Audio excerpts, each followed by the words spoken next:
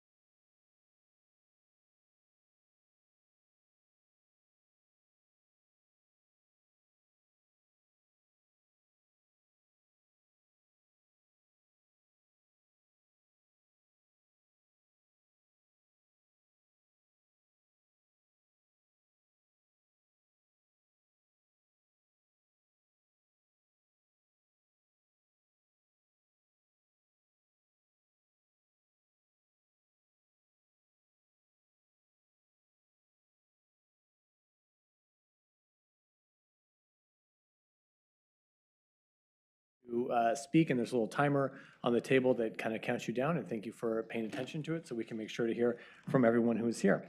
And we're going to start with David Dunning. David Dunning. Oh, maybe Mr. Dunning is not here. Okay. Dan Swanson. Good evening. Hi. Sit here. Please, yes. Either side. Thanks for hearing me. This is a beautiful building. First time I've been here since the redesign. I'm here in opposition to the plan to put pickleball courts in Westlake Park. I live about 2 blocks away from the site, and I know that pickleball is the fastest growing sport in America. It looks like it's incredibly fun to play. I played once a while ago, but I'm concerned about several different aspects with the addition of these courts. One is the noise.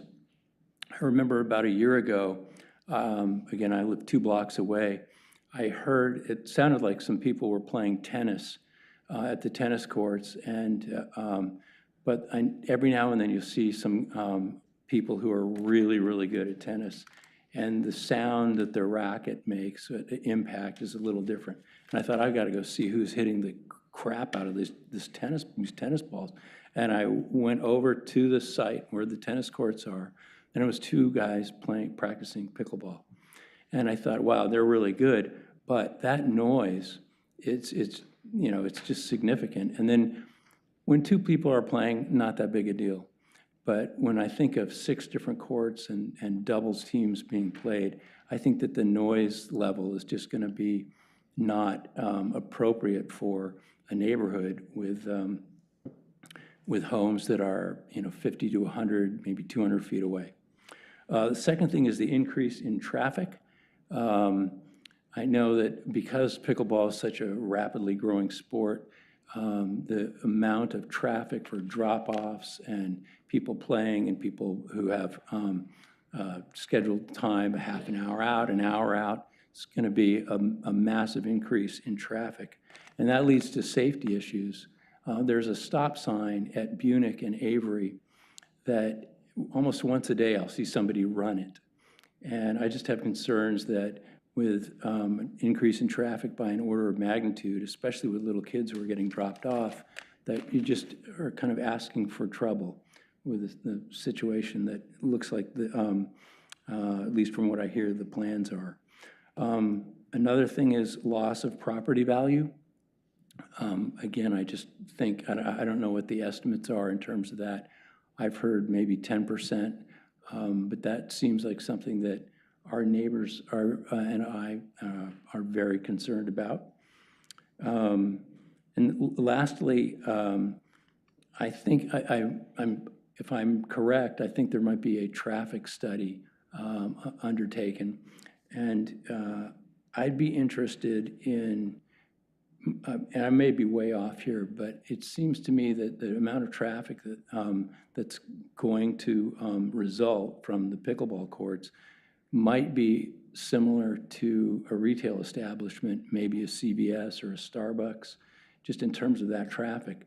And clearly that Westlake is not zoned for retail establishment like a Starbucks, et cetera. And to me, that almost makes it clear that this is the wrong place at the wrong time. Thank you, Mr. Swanson. You're right, we are doing a traffic study and a noise study. I know the rest of you, I think, are here to also talk about Westlake Park. And in case you don't know, on May 9th, right here, we're having a special council meeting for the council to look at the completed noise study and the traffic study, and the whole meeting is dedicated to that topic. So thank you very much. Thank you. We appreciate you coming here tonight. Keith Green, you are next. Good afternoon, Mr. Green. Good afternoon. Thank you, Mayor Buck and council members, for this opportunity to share my opinions on potentially moving pickleball to Westlake Park and the Westlake community. I live approximately 275 feet from the tennis courts at Westlake. That's measured from my front door to the courts. I've lived at my current residence at Westlake for 29 years, and I've been a Lake Oswego resident for 33. A little tale here. Last month, I visited my son in Scottsdale, Arizona, and I caught up with some old buddies. We saw some spring training baseball games, had a great time. Near my son's house, I discovered during a morning walk, which is similar to what I do at Westlake, I discovered that there's a pickleball complex. So being interested in what's going on, I took a run over there a couple times, and I've seen what I think could be happening at Westlake or potentially happen at Westlake Park. I visited 3 different times on my walks. I visited on a Sunday at 8:30 a.m. I visited on a Tuesday at 8:45 in the evening, and finally on Thursday at 1:45 p.m., just to give it a round, see what was happening. There were 10 courts, 40 players, with 15 to 20 folks on each end of the court waiting to play. I counted approximately 70 people.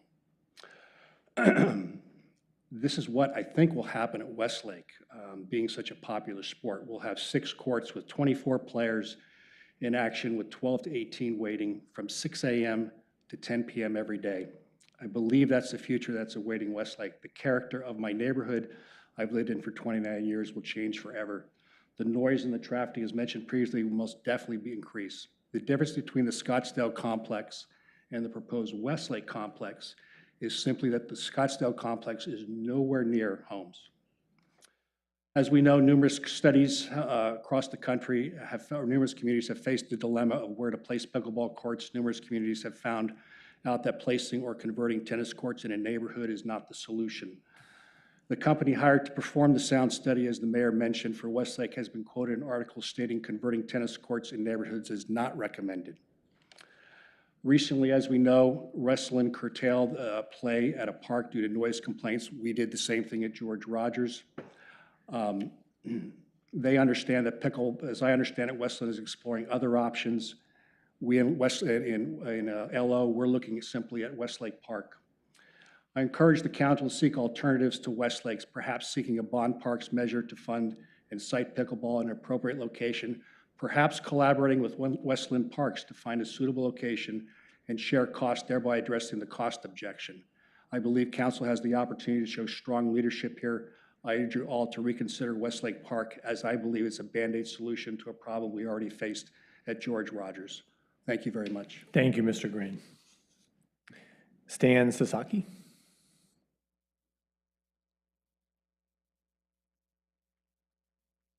Now for something completely different. Oh, good. Good afternoon, Mr. Sasaki. Good afternoon. Thank you for hearing me out.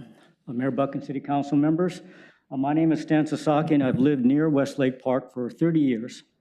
In the last 5 to 10 years, the demographics of tennis players at Westlake has changed. Specifically, the percentage of Asians is far greater than 8% per census data. There are times when all players are Asian and speaking other than English. It is not uncommon to see a non-English speaking grandparent playing with a bilingual child in what I assume is a multi-generational Asian household. Following your January decision to close Westlake Tennis, I've been going to the courts to encourage tennis players to provide input at neighborhood meetings. With Asians, I found a reluctance to engage in neighborhood meetings, much less provide public comment here at City Council. Language barriers prevent meaningful dialogue. Also, standing up to government authority or bringing attention to oneself is simply not done in many Asian cultures. In short, if inclusion is a public policy goal, the Asian tennis community is woefully underrepresented. My understanding is the Westlake tennis closure was in effect precipitated by a change in City Council membership at the last election. First-generation Asians, or any immigrants for that matter, are unlikely to be U.S. citizens and cannot vote even on local matters like City Council. Hence, another example of inclusion denied.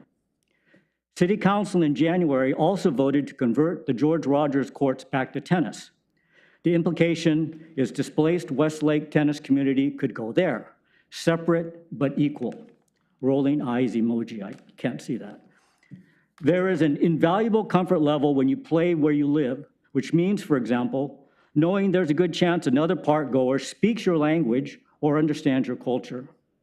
Asking an emerging community who walk or bike to neighborhood courts to travel 5 miles across town to an unfamiliar neighborhood in a foreign country fails any common sense equity test. But the real head scratcher is that you are asking a community to live in one neighborhood, but to play in another that is ground zero for the city's racist deeds and covenants, still on the books to this day, prohibiting Asians and Blacks unless they're as servants. Can you contemplate how insensitive this is?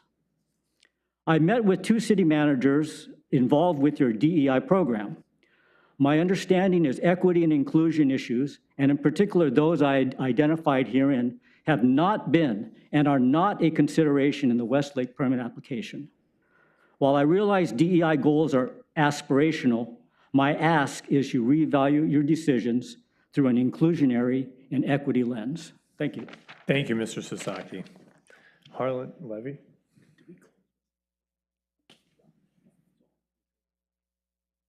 I think he's talking about the future. No. Excuse me. No. That's you sure? Yeah. Hi, Mr. Levy.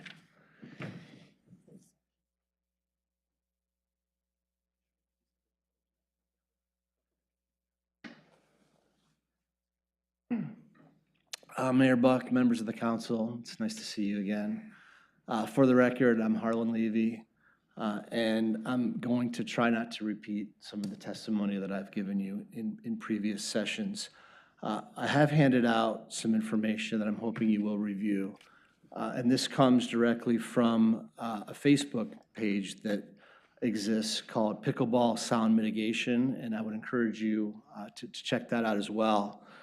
This just lists some of the recent controversies involving putting pickleball complexes in neighborhoods around the country. I've given you an article out of Colorado that talks about the city of Denver removing pickleball from Congress Park.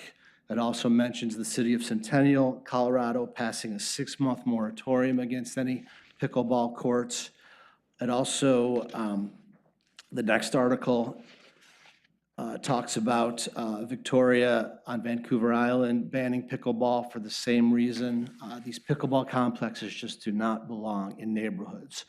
And finally, the last chart that I have is part of my packet. This also comes off of that Facebook page. This is just a partial list of some of the lawsuits that have been filed by neighborhoods against both cities as well as homeowners associations that have put these complexes in their park. And this is just the start of the list. This doesn't even include a lot of the other ones that are out there on the internet. So again, I just wanted to bring this to your attention that this, again, as I mentioned in my previous testimony, is not just a Lake Oswego issue. This is not just, Westlake Park neighbors coming up with reasons why they don't want something in their neighborhood. This is a serious problem around the country, putting pickleball complexes into neighborhoods. It is simply an incompatible use for neighborhood parks.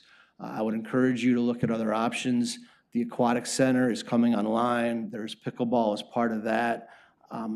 Perhaps we could expand that to include, more pickleball courts. There's other options out there, but Westlake, as you heard from your pickleball task force, was definitely not a preferred option for them, and here's reasons why. I thank you for conducting the hearing on May 9th. We will be back for that, as you might imagine, but I want to continue providing you with information as I find it. So thank you, Mr. Mayor. Thank you, members of the council. Thank you, Mr. Levy. Just for clarity, we're not having a hearing on May 9th. It's a discussion. So on May 9th, could you clarify what is the May 9th meeting then? We're having a discussion. Yeah. It's just not a public hearing, just FYI. Okay, but you will be hearing from the public, though? Absolutely, Okay. yeah. Thank you. Thank you. Lisa Yu.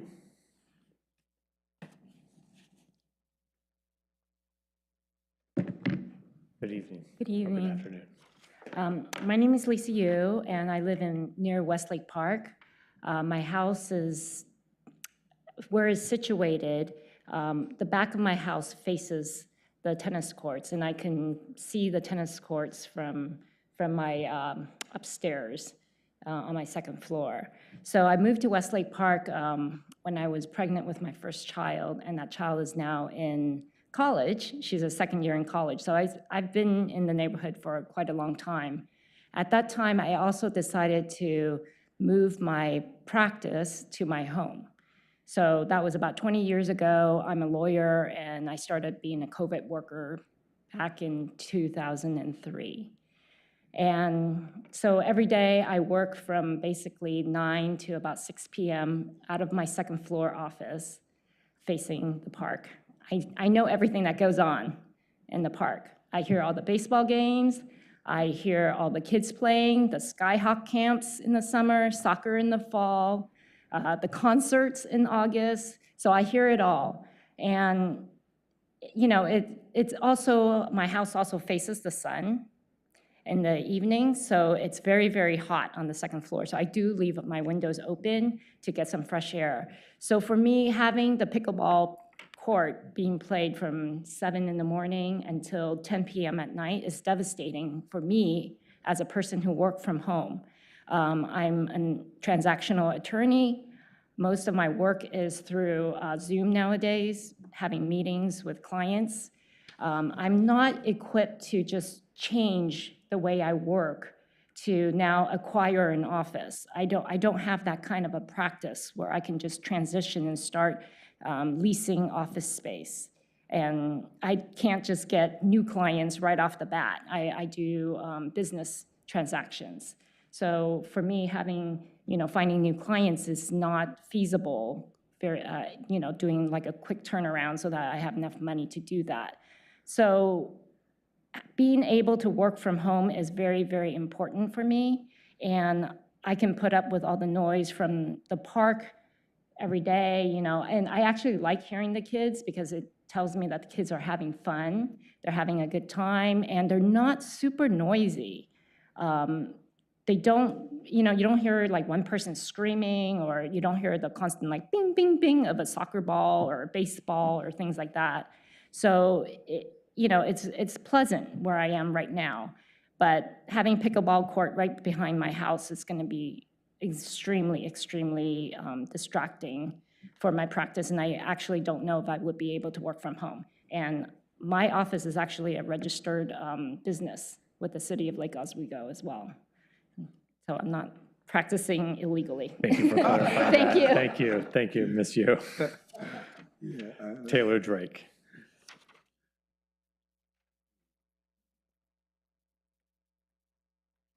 Good afternoon, welcome back. Thank you. This is becoming a habit for me. Mayor Buck, members of the council, pleased to be back. Last night at the Westlake Neighborhood Public Meeting, there were approximately 97 people in attendance. Excluding a representative of the Yellow Pickleball Club, there was not one person there who expressed support for converting the Westlake tennis courts to a 6-court pickleball complex. Not one. Many of the questions people asked started with why. Number one, why would the city be pursuing this when they know that sound mitigation only using the acoustical fence will not work? One cursory reading of the sound engineer's website would convince anyone that converting tennis courts is not advisable and sound mitigation will be extremely expensive. Number two, why does a forward-looking city like Lake Oswego not have an enforceable noise ordinance? Why? One with objective measurement standards. We don't have that in this city.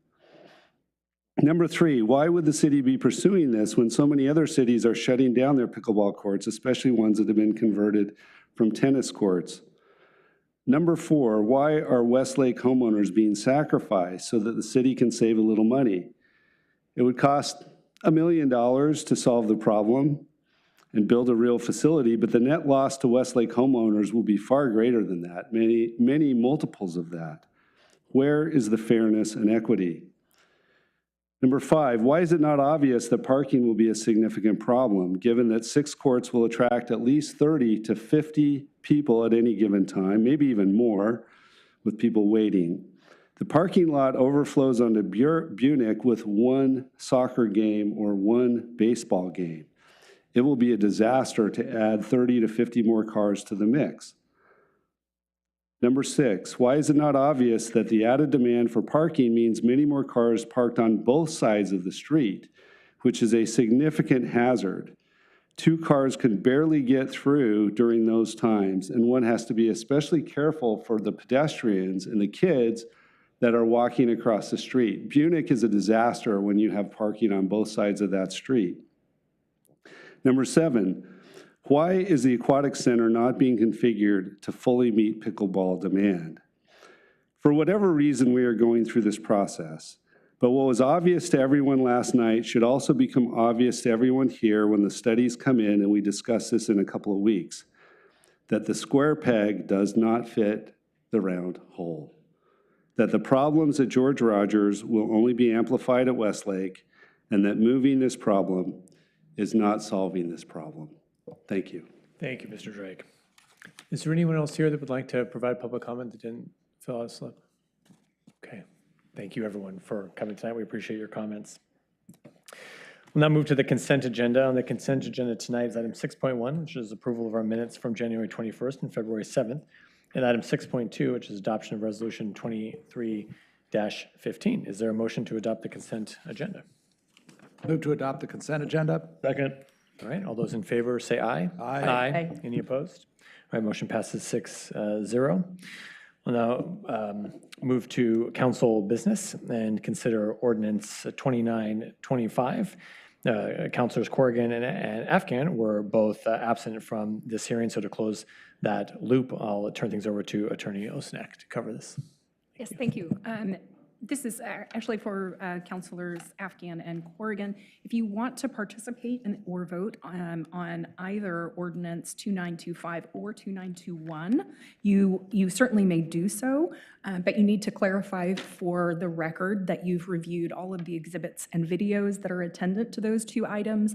You've got to declare that you've actually done that, and then state if you've had any ex parte context, bias, or conflict of interest as though you had participated in the original item. If not, if you can just pass if you don't wish to vote on these ordinances. Okay, is that clear? I have looked at all the materials. I have looked at the discussion at the city council.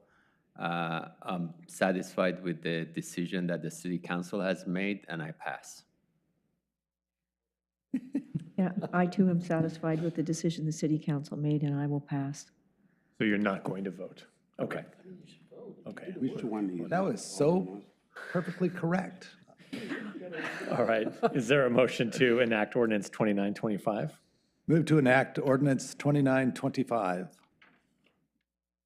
Second? Second. Second from Councilor Booth. All right. All those in favor say aye. Aye. Aye. Any opposed? And abstentions? 2 abstentions. Okay, so motion passes 4, 2 abstentions.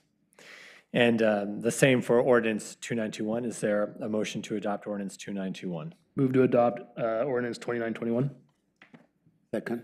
All right, all those in favor or any further discussion? Aye. Aye. Aye. Any opposed? And any abstentions? Okay, again, motion passes 4-0 with 2 abstentions. Unanimously. Okay, very good. Thanks, everyone. Next on the agenda, excuse me, is the legislative session update. We'll invite Madison Thiesing to come forward. She was so excited to come and present. I know, I'm sorry. Sorry. And just read what's in front of me.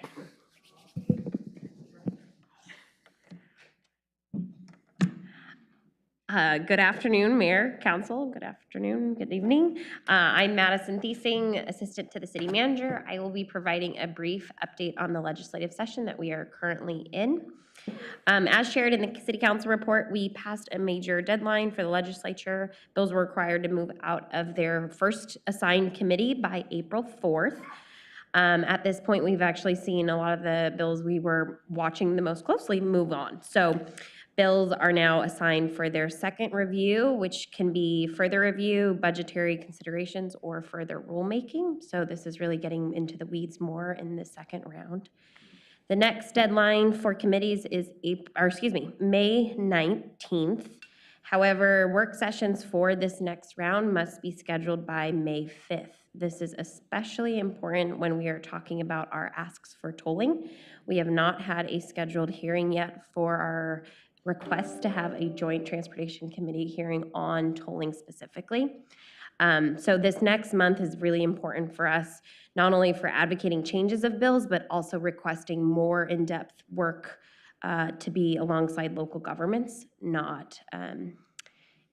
we would like to be more involved, let's just say that. So that is including requesting public hearings, having work sessions, and being able to provide more feedback, especially when it comes to the housing production bills that we are seeing. So for tonight, the 3 topics that I was going to cover is tolling, an update on where we are with our asks for tolling. I believe Mayor Buck can provide some updates on his efforts. Also going over some of the housing bills and our proposed letter that was shared out last Friday. And then lastly, to cover some of the sustainability efforts that our sustainability manager, Amanda Watson, has been advocating for. So first off, we're going to cover tolling. So our regional letter that was a joint letter across all the Clackamas County cities, as well as further such as Canby, Marion County, Gladstone, so really from Molalla, from the full span of who is impacted by 205. That was submitted on April 6th to the Clackamas County State Delegation Caucus and the Joint Committee for Transportation. Tolling was not a legislative priority for this session. This is really an effort that is grassroots from not only our electeds, but from staff who have been advocating for more public comment in this process. And this is gaining a lot of traction right now with our representatives, and we are still advocating to have a hearing so that we can bring forward some of our concerns with the current 205 tolling plans. Right. This is in addition also to the public comment process that is happening with environmental analysis, which is what ODOT had presented to you all last month, I believe it was. We currently have that public comment due this Friday. Our engineering team, Erica Rooney and Will Farley, are prepping that alongside, or excuse me, in alignment with the Clackamas County comments as well. So there's 2 channels that we're really advocating for, is the public comment process that is laid out by ODOT as a part of the environmental analysis. In addition to, we are also advocating for more legislative oversight and involvement with the tolling project as it stands today. So for the advocation of having a public hearing, Mayor, did you want to speak to that on the efforts or? Yes. Yes, okay. Well, maybe, yes. Well, no, you described it very well. Okay. Kind of tackling things on both fronts. And I know that our representatives from Clackamas County are very concerned about the lack of response that they've been getting from their colleagues, and just some of the behind the scenes communications or lack thereof that are transpiring.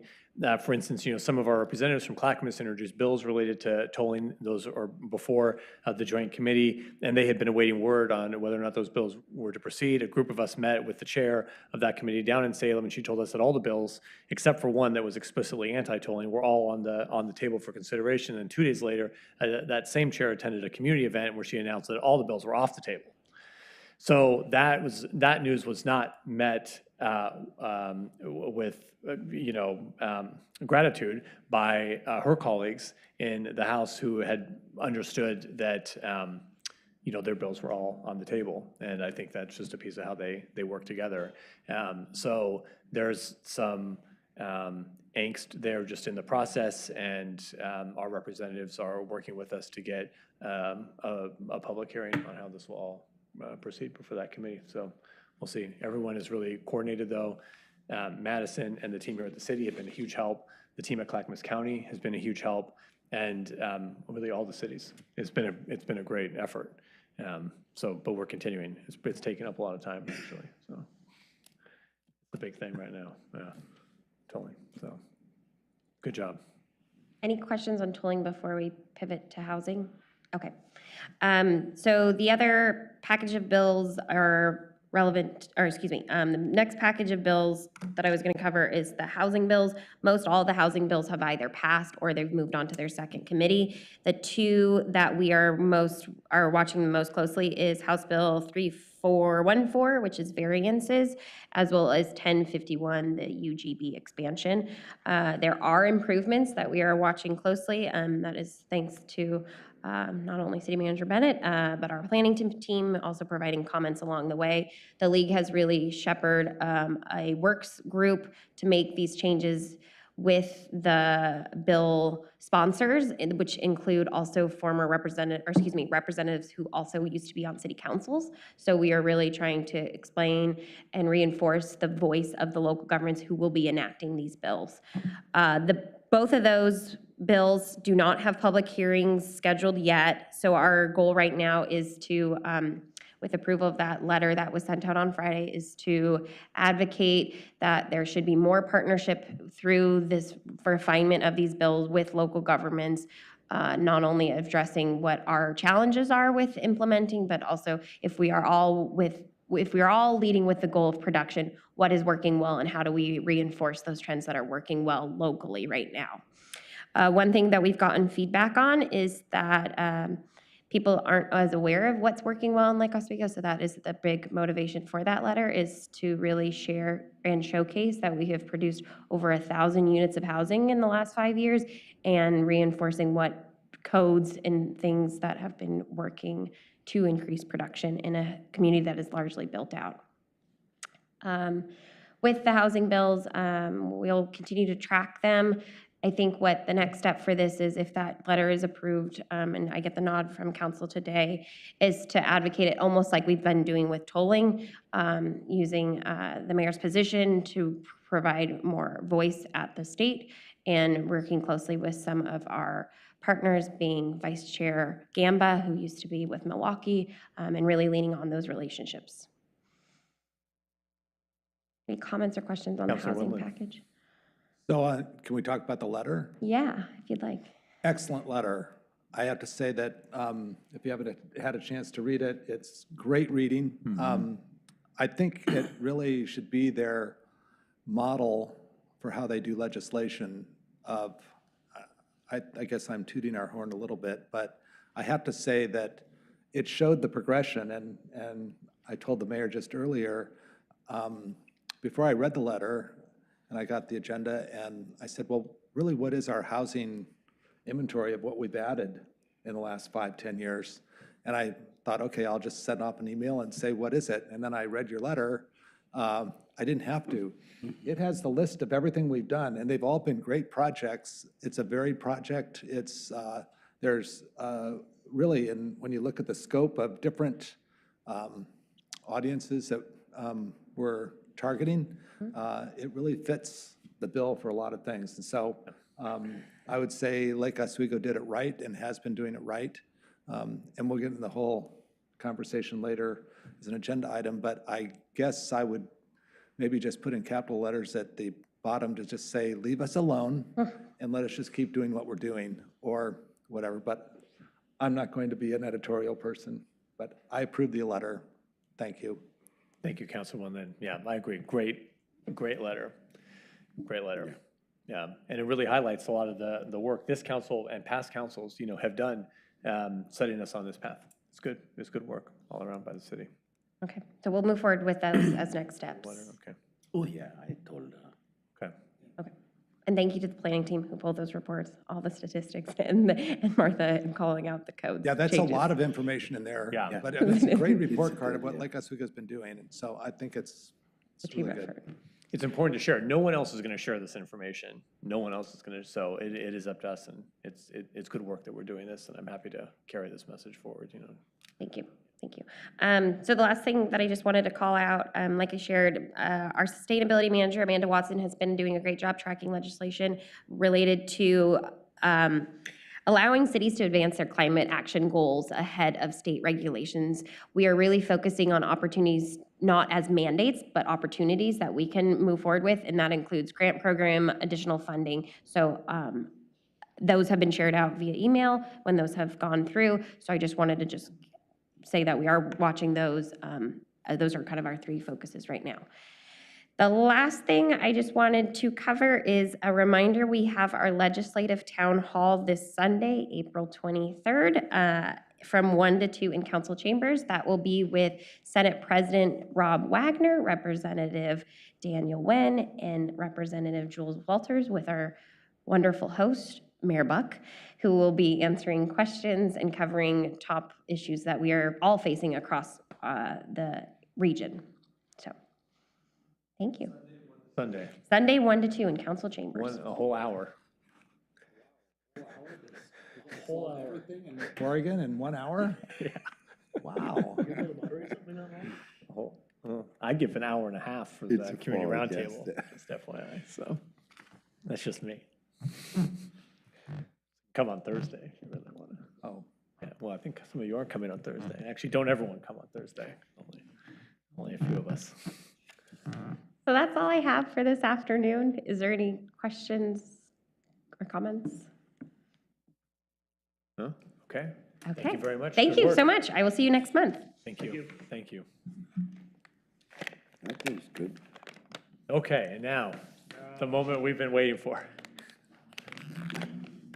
I was up all night reading your staff report. I thought it was an error in the system. Good afternoon, Mayor and Council. Don Johnson, Fire Chief for the City of Lake Oswego. The presentation or the study session that we have today is a continuation of our conversation in February, which was resultant from the council goals that were set earlier in the year. And what I wanted to do was drop down into this study session and talk just specifically about emergency medical system, how it operates in the City of Lake Oswego, how it operates in the state of Oregon. Interestingly enough, I think you'll find that it finds its roots in Oregon revised statutes on the first slide here. So the Oregon revised statutes are legislated statutes that the state promulgates to work through issues within the state. And this particular one is geared toward ambulance service and equitable delivery of emergency medical service throughout the state of Oregon.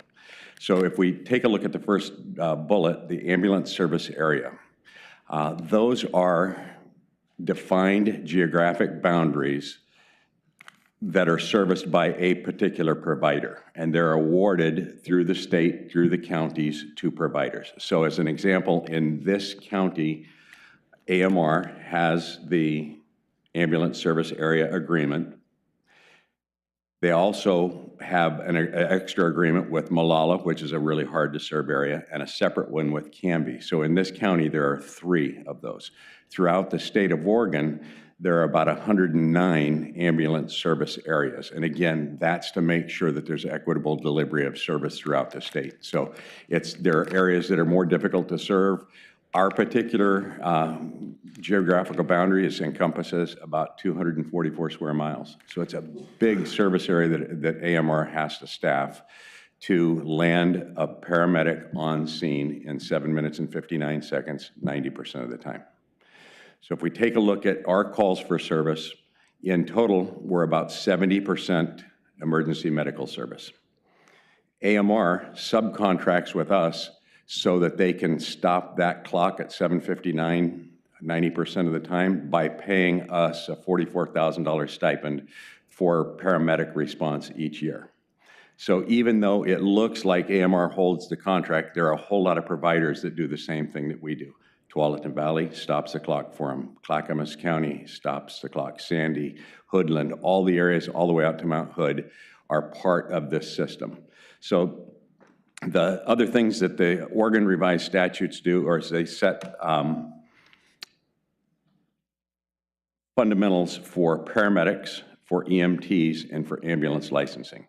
So an ambulance has to have certain types of equipment on it. It has to carry certain medications. It has to do response times within X number of minutes, and that's set by the state down through the counties to the ambulance service area agreement. So that is that slide. Wanted to drop into the paramedic. You've got 46 paramedics inside the city of Lake Oswego, 3 EMTs in addition to that within the fire department. The 44 paramedics have trained for anywhere from 14 to 20 months, plus a field training program, if you will, where they're with an ambulance company, they're with a medical provider to gain hands-on skills. So 14 to 20 months from the time they decide to jump into the paramedicine until the time that they're out and ready to serve. They do about 48 hours minimally of recertification on an annual basis. We're probably at about 70 hours, plus or minus, that's hands-on, documented, sent off to the state with each recertification. So we recertify each and every year those 46 paramedics. Paramedics have the ability to do higher level skill sets. They're the ones that can intubate somebody, meaning putting a tube down to assist breathing down an airway. They can do a tracheotomy. They can do intravenous medications. They can do IVs that a first responder or a EMT cannot do. They can do IO needles. I wanted to show you this just for the heck of it. This is one of the latest ways to deliver medications that is now standard inside of Clackamas County. Inside the bag, there's a needle. It's got an auger on the end of the needle, and the paramedic puts the auger here and drills in to a shoulder joint, essentially, to hit bone. And that's has allowed, it's a drill, and they actually do that to deliver the medications faster than they could do if they were setting a line and doing intravenous interventions. So these things just came about in the past couple of years, and that's what that 72 hours of training each year, the hands-on that they get, the skills training. But that's also the piece that sets us apart from other systems. These are lifesavers. It's no different than the defibrillator. It's no different than some of the other tools that the paramedics carry, because this will deliver the medication to help the heart survive much faster than you can do the line that's set. So they do have— That's just used on hearts? It's used on, they'll use it on anything where they need to get medications into the system as rapidly as possible. So that could be a stroke, that could be all kinds of things that happens, but it's in your advanced life support system. So we have 46 paramedics that are trained to use it and do use it on a regular basis. We have 46 paramedics that are willing to jump in and put a tube down somebody's throat with a camera to make sure that they have a clean airway and to make sure that they're able to deliver meds in whichever capacity they need to. So they are definitely advanced medical care. The next slide shows you the difference between an EMT and a paramedic. So it's 4 to 6 months worth of training. They decide to be an EMT, they're 4 to 6 months. They're then ready for service inside of a fire department, perhaps, or inside of an American Medical Response ambulance. They have 24 hours of recert every 2 years. They can do really simple things. They can take vital signs. They can do simple and limited assessments. As soon as they decide to put a monitor on the patient, it becomes a paramedic issue. It's no longer an EMT issue. They can't interpret the data that a paramedic can. So that's a big difference. They can only deliver personal medication to the patient, like a nitroglycerin tablet, to a heart patient.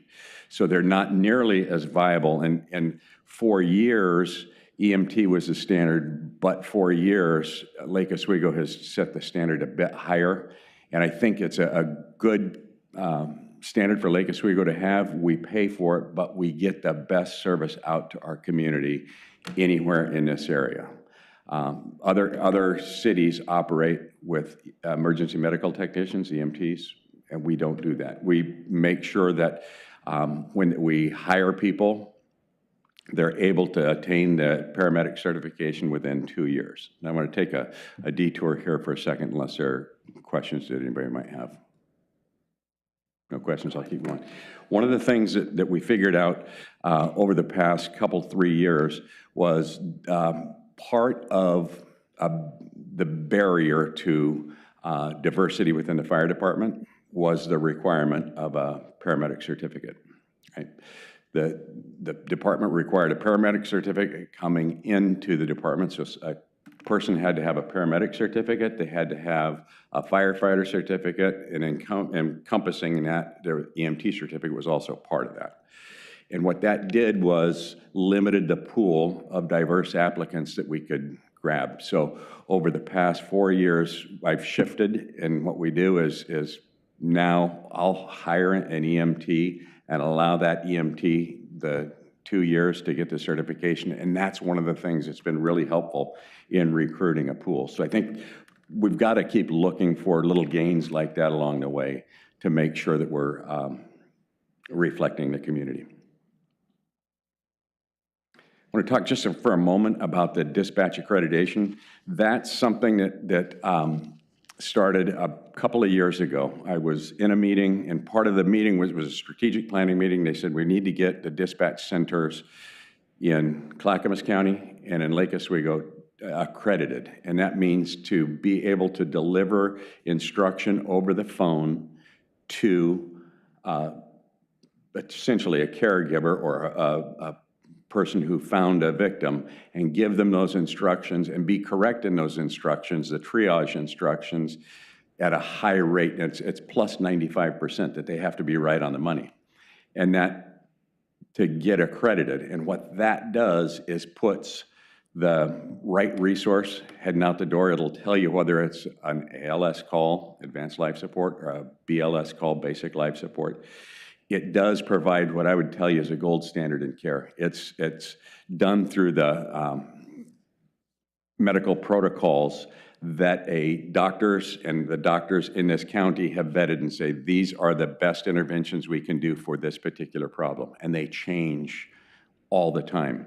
So the dispatch accreditation, I got to give credit to our folks.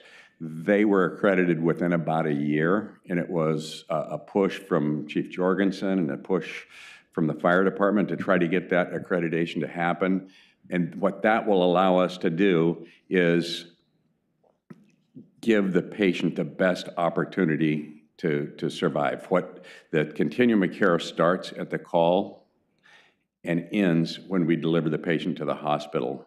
And all that happens in between there starts with the dispatchers, and it just carries right through. So that's dispatch accreditation. Just a couple of slides on basic life support versus advanced life support. The basic life support, again, is falls, it's lift assists. If I look at the falls and the lift assists, they're dispatched that way.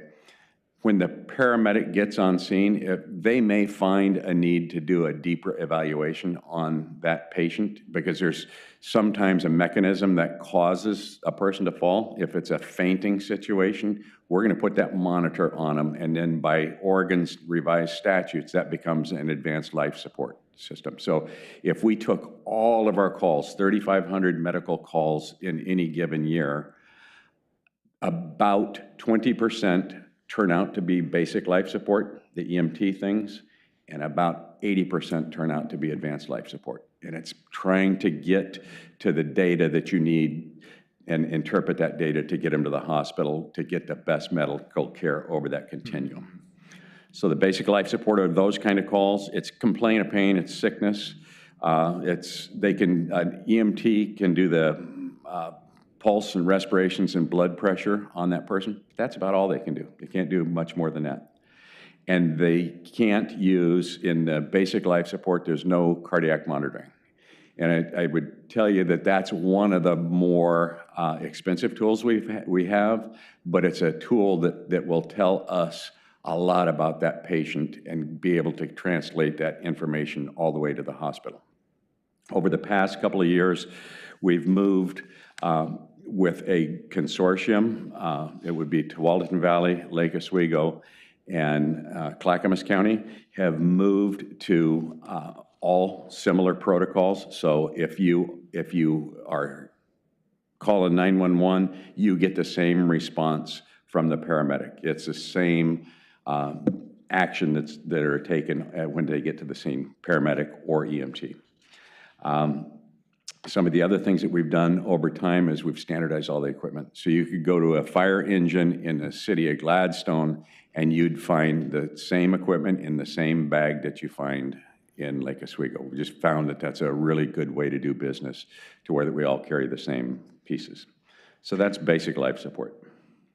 The advanced life support, again, it's paramedic level skills. It's a cardiac monitor to diagnose. It translates with any intrusion into the body. So if we're gonna put an intubation tube down, that becomes an ALS call. It's complex splinting, it's strokes, cardiac arrests. We have typically 15, 17 cardiac arrests each year. And right now, today, we're running at about a 28% save rate. And so if things happen just right, we're able to save plus 25% of the population, and it doesn't typically drop below 25. We'll move up as high as 50%, but that's based on all the right things happening, recognition that there's a cardiac arrest happening, the call to 911, quick response by the police or fire to get there with a defibrillator and put that on. So that's the cardiac arrest portion. An ALS person, again, it's administration of drugs and controlled substances. So I'll take another detour here for a second. There was a call that we had up above the high school, cardiac arrest. It was one of those that things happened seemingly just perfect. Person goes down that was working on the house with a cardiac arrest. There was a doctor next door that started CPR right away. Police got there after getting the instructions from the dispatch center. Police got there, they put a defibrillator on the person. Fire arrived shortly thereafter, started putting drugs into the system using this tool and other tools. And what happened was, over the course of the next hour, the patient laid on the ground and 28 different medications were administered by your paramedics. 28 all at once to try to help this person regain. Person walked out of the hospital 3 days later, and we had a little gathering for that person. So that's a second chance at life because of the paramedic skills. I'm going to talk just a little about medical direction. Medical direction is required by the Oregon revised statutes for all ambulance service areas, for all over the state of Oregon. You have to have medical direction. That medical direction is provided by Dr. Ritu Sani for us, and that's for ALS, BLS. He also does the medical direction for LOCOM, and he also does the medical direction for the police. He is the person with we operate under his license. We obtain medications under his license. He and 2 other doctors in the county develop the protocols that the paramedics are instructed on, trained in, and use on a regular basis. Dr. Sani or a different doctor given to the location does annual skills evaluation on all our folks. They work with LOCOM and they work with the police to develop the protocols that LOCOM has for their dispatch triage system. He also works with the police department. I worked with him closely to deploy both defibrillators and the Narcan. So those are 2 things that he does for us. The other piece that I think is really important is the quality improvement, and that starts in the dispatch center. So out of all the calls that come in, those 3,500 medical calls, about 25% are screened after the fact to make sure that the dispatchers did the right thing, and that 25% has to have about a 95% rating of accuracy for us to keep the accreditation for that dispatch center. The other piece is we take about 25% of all calls and almost all critical calls, and we run those back through a quality improvement team that is Dr. Sani, and it is other folks within our department that they run step by step. And what they'll do is they'll take that monitor that I was telling you before, and they'll download all the information on that, and that'll tell you if the protocols that they followed were done correctly. It'll also take into account if a defibrillator was used.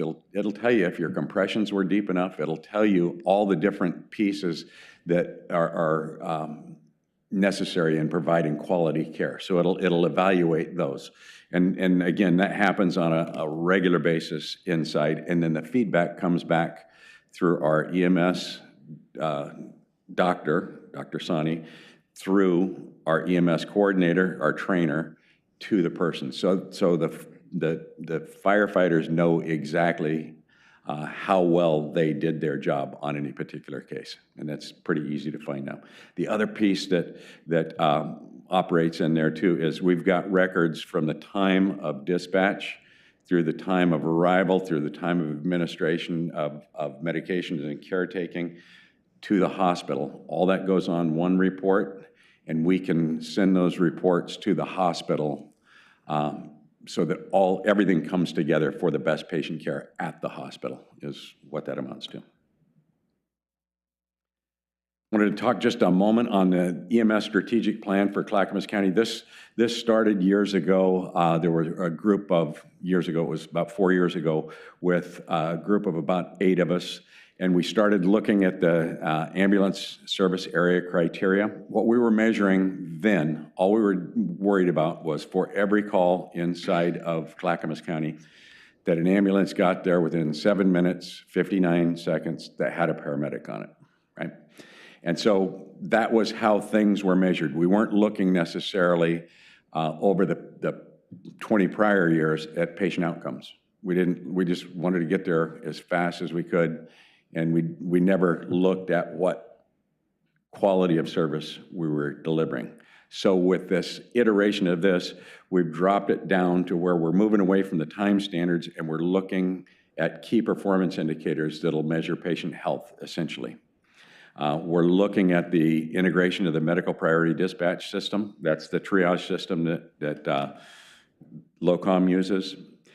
And what that allows us to do is send the right resource to the call, and I'll give you an example of that. So the medical alarms that some people have around their neck, we do about 105 to 110 of those a year. And out of those 105 or 110, we went for 7 years without any of them having what's called a trauma system entry, meaning that somebody needed to go to the hospital and had to have intervention. So 0 of those. So we started doing with those is we look at it as a holistic system. We told AMR, you don't go to those anymore. Lake Oswego will take care of those because we've got a much faster response time than AMR does, and it'll keep the resource available in the county. And what we found is over time, that system will free up AMR to do higher level work, and it'll allow us to take those calls off the top. Conversely, what we found is that when we go to a car accident, when we don't know whether the patient's injured or not, we looked at those, and we do about 400 of those per year, and we figured out that out of those 400, there are 2 or 3 that are the type that are high-level injuries. And so what we started doing on that was to say the police get there fastest. So rather than to roll a fire engine with lights and siren and an ambulance with lights and siren, let's let the police get there and decide what they have and call us. And again, there's no deficit in patient care at all because it's a fraction of those that might need that advanced level of care. So we're trying to manage the system, if you will, or manage the demand on the system.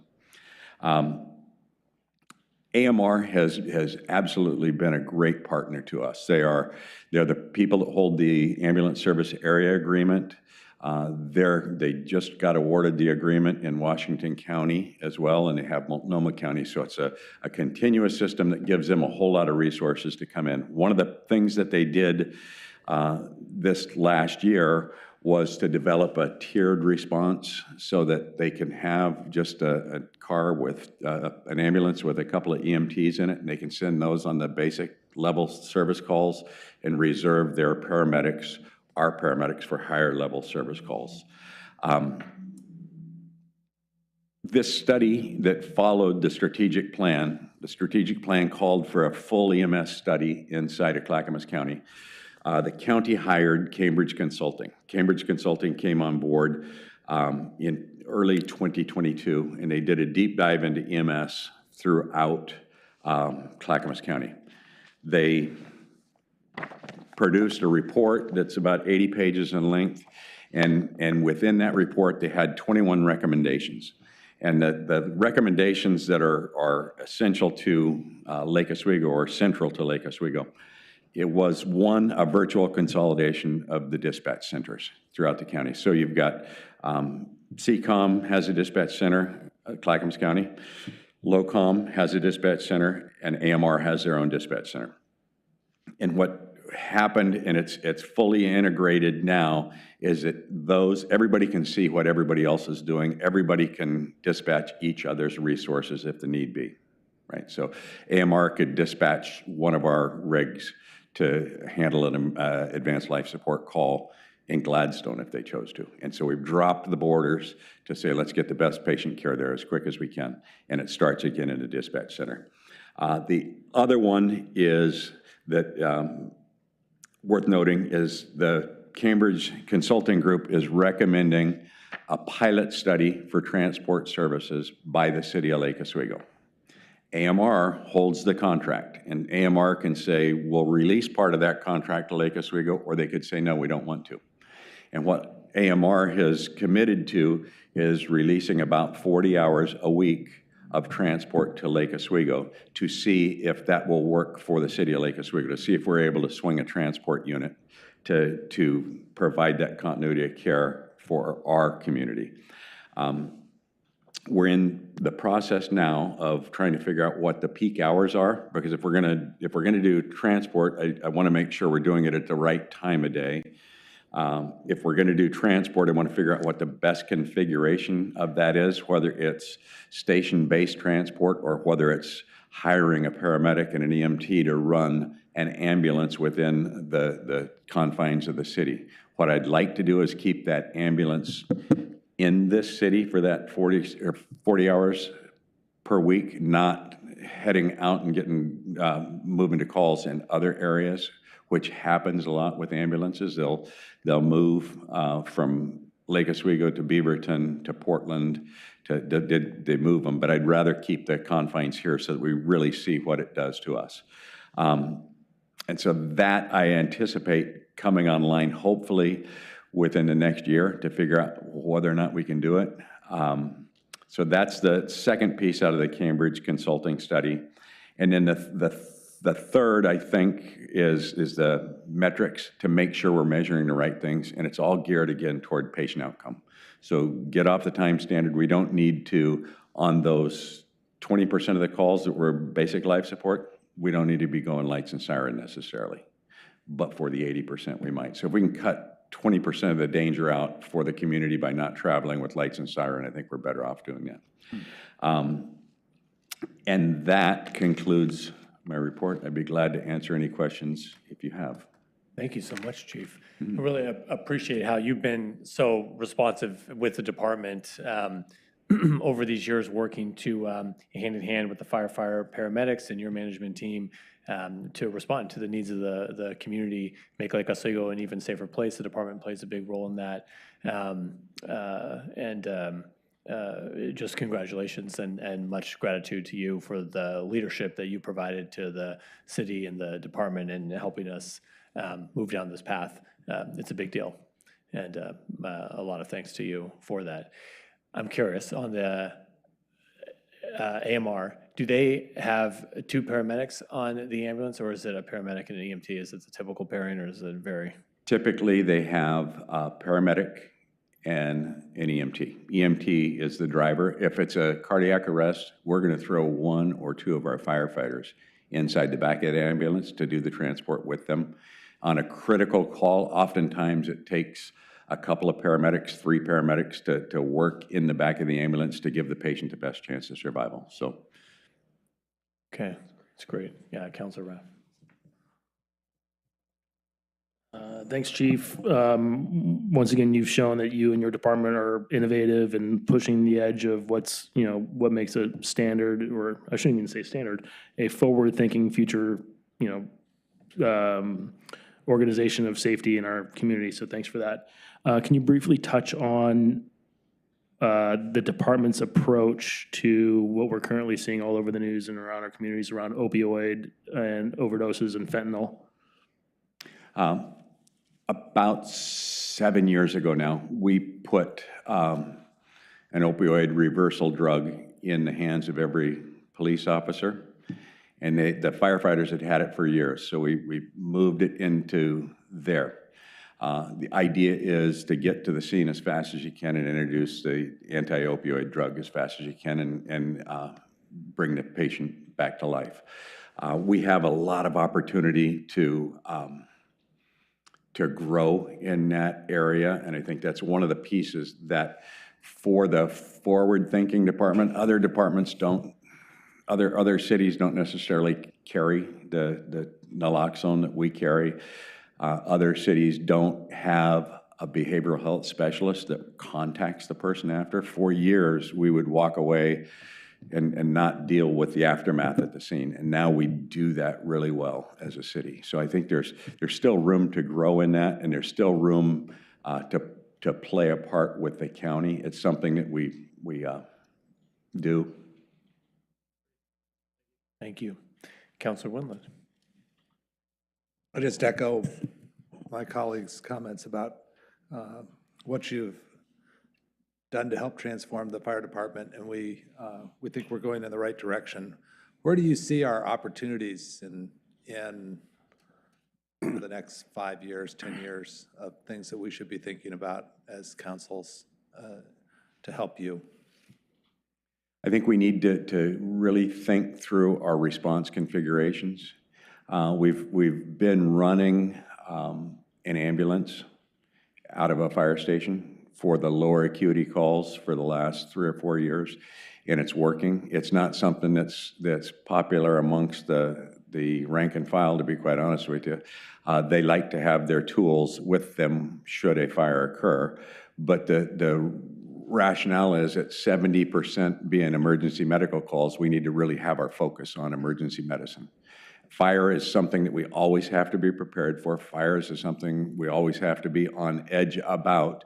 But I think that's the EMS focus has got to come real clear to us over the next few years. We've got to look at making sure we're evolving as a group to take advantage of all the leadership roles that we're being placed in inside the county. This is a really good EMS system inside the county. I worked in a different system, and it couldn't hold a candle to this system, and I mean that sincerely. It was here we've got really good collaboration. We've got really good ideas flowing from the line, the service delivery people, all the way up and being addressed all the way through the system. So I think I see the response configurations, the dispatch accreditation. I think we're going to be able to reduce the number of calls that we go on with lights and siren, and we'll be able to provide better care. A couple other areas that I think we need to really look at that kind of go hand in hand with the adult resource officer or the behavioral health specialist out of police. Community paramedicine. If we have the ability to go out and check on our vulnerable population who may have just been released from the hospital, it'll prevent a return trip to the hospital. So community paramedicine, I do believe, has a place here, and then mobile integrated health to be able to be forward thinking about it instead of just responding to a call where somebody falls. I did a 2-day ride in King County up in the state of Washington, and I rode with a nurse practitioner and I rode with an EMT. They were in the car together, and they were picking off calls. They'd take a call of somebody falling, and I was there when they went back out to their car and screwed a handrail in to the person's doorway to make sure that they had something to grab onto coming in. So we've got to be thinking about how all the different ways we can try to take care of our people, and it's a bit out of the box, but it really works, and it takes the stress off the whole system. We're part of a system a hospital system is what we're part of, and we're trying to keep people out of that system. So I see room for growth there as well. So if we put, let's just say that we would pursue more of the transport function.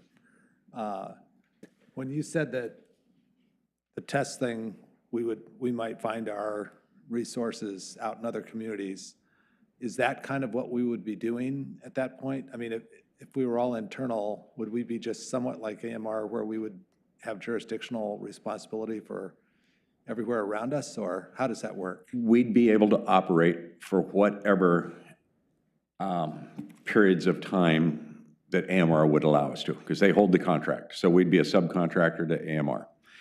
And then what we would do is that ambulance becomes part of the bigger system.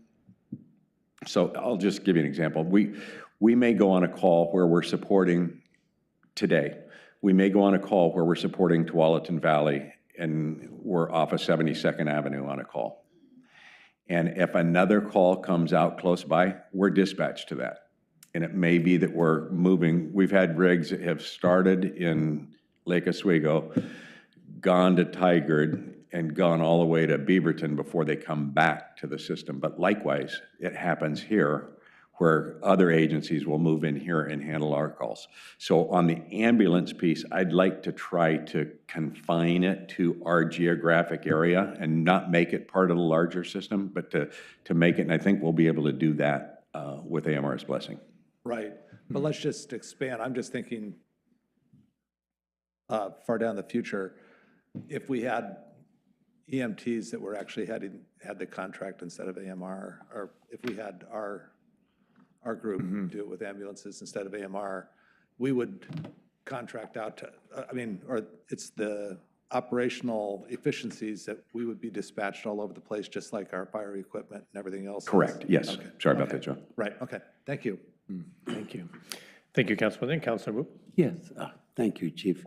I wanted to follow up with my friend, Councilor. For the ambulance, the people we have, like, will be our staff here in city, the fire department. Yes. And they will be an EMT and... If we're running an ambulance, we wouldn't run it with anything less than a paramedic and an EMT. And an EMT. So it could be 2 paramedics or it could be... And all our 48 are EMT and paramedics at the same time? Yes. So we can do it here, we can... Yes. Okay, yeah, thank you. The other thing is, like, I have seen, like, in a year or two, like, the effectiveness of our firefighter, like, two, they responded. I recognize one was with JT at the school on a Sunday, and it was really bad. Like, on top of the hill, they came, and I was very impressed by their skills. Not only their skill, but the effectiveness. They came in less than the 7 minutes they were there. I used Siri to call them. They were there, they came, they did something. I even have the video where they come on a hill from another house to come pick up the person, and they had it was really amazing, like, that you have a great team there. And, in both situation, they were effective, and the things were well done, no problem after. It's something I think we should recognize, that we have a great fire station. So when you're saying that here, it's the truth, like we see it here. Right. Yeah, my other question is still talking about because there's the question of the psilocybin or something. I'm always having a problem with it. So the problem we have with overdoses and drug use, is it something we should be aware here? We should be afraid of, like, something in our community, and how often do we have calls like that? It's definitely here, just like it is in any community. It's probably not as prevalent here as it is in some communities, but it's something that we are part, again, of a larger system. So if we have an overdose here, we report it, it goes into a systems, and it'll tell us where hot spots are in the county, if that makes sense. And so then we can focus our resources there, and we could put a community paramedic on that problem, much like an adult resource officer might do for that problem. I don't think it's at the point that I wouldn't want to stir fear, but I think it's here, and we've got to figure out as a society something to do with it. And I think our small part in it is to have a quick response, to have a life-saving response, and then to apply resources after the fact to that, and to have recognition up front too. Thank you, Chief. I just wanted to touch on I wanted to go back to your comment on the paramedics. I have 100% confidence in every paramedic that is here at this department, and I mean that sincerely.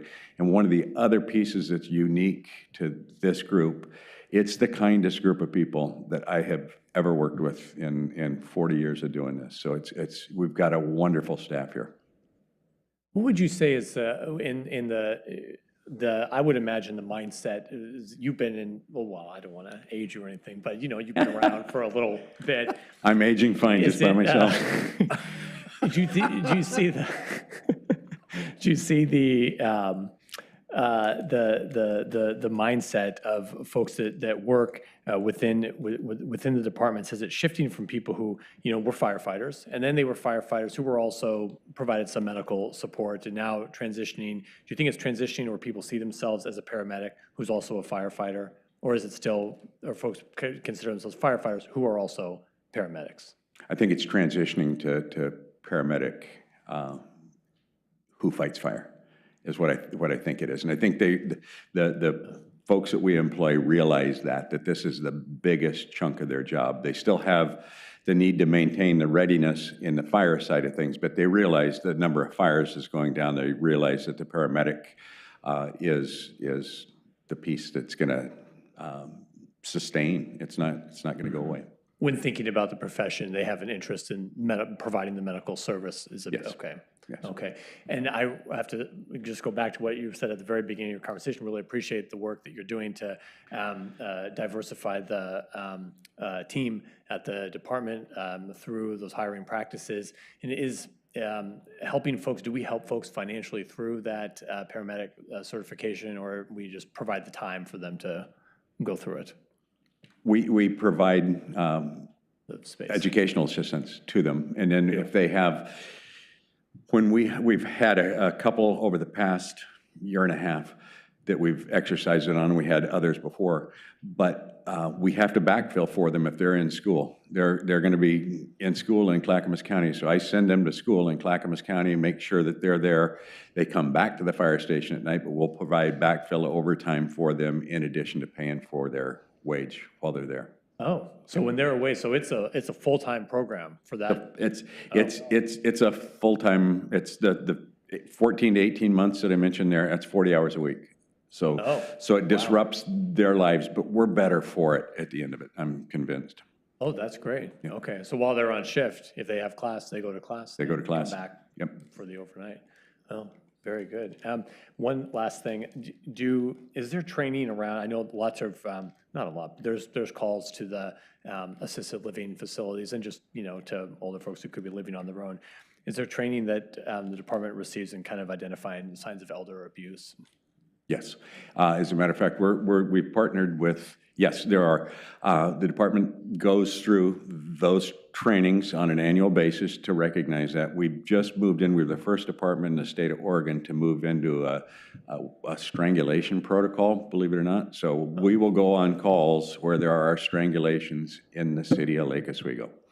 And the frequency is low, but it's important to recognize it so that you get the care to the victim, because if the statistics will show that it's almost 700 times more likely for a person to die if they've been strangled by another's hands. If they've been strangled once in their life, they're more likely to die by 700 times than you or I might be. So they get deep training, they get court training, they get training alongside their compatriots in the police department. So it's an integrated system.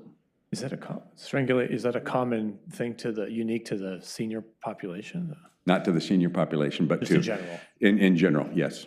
No, not necessarily, sorry about that, Joe. Not unique to them, but in general. That's good. Yeah. I mean, sometimes I think about strangling John, but. Just, yeah, really, right. Between council members, it's 1,400 times. 1,400 times, 14.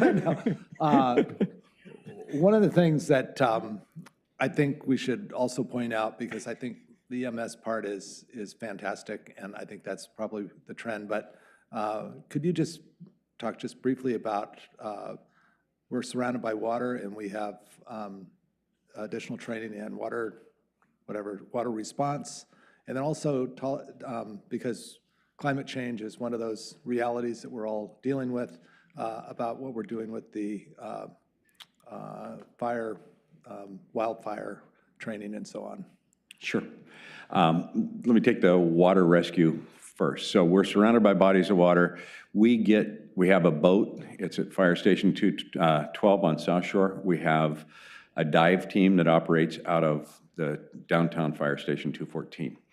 And if there is a call for a rescue, we can deploy both of those, and the divers are in the water by the time the boat is there. So we can respond. And we do get dispatched about 55 times a year on river rescues, lake rescues, typically not at our own lake, but at on the Willamette is frequent, some on the Tualatin. So about 55 times a year, we go out and we assist people. There are times that we probably do 3 or 4 body recoveries a season, and that's another service that water rescue team provides. The wildfire, I'm really proud of what we've done there. We've got 100% of the department trained in wildfire firefighting.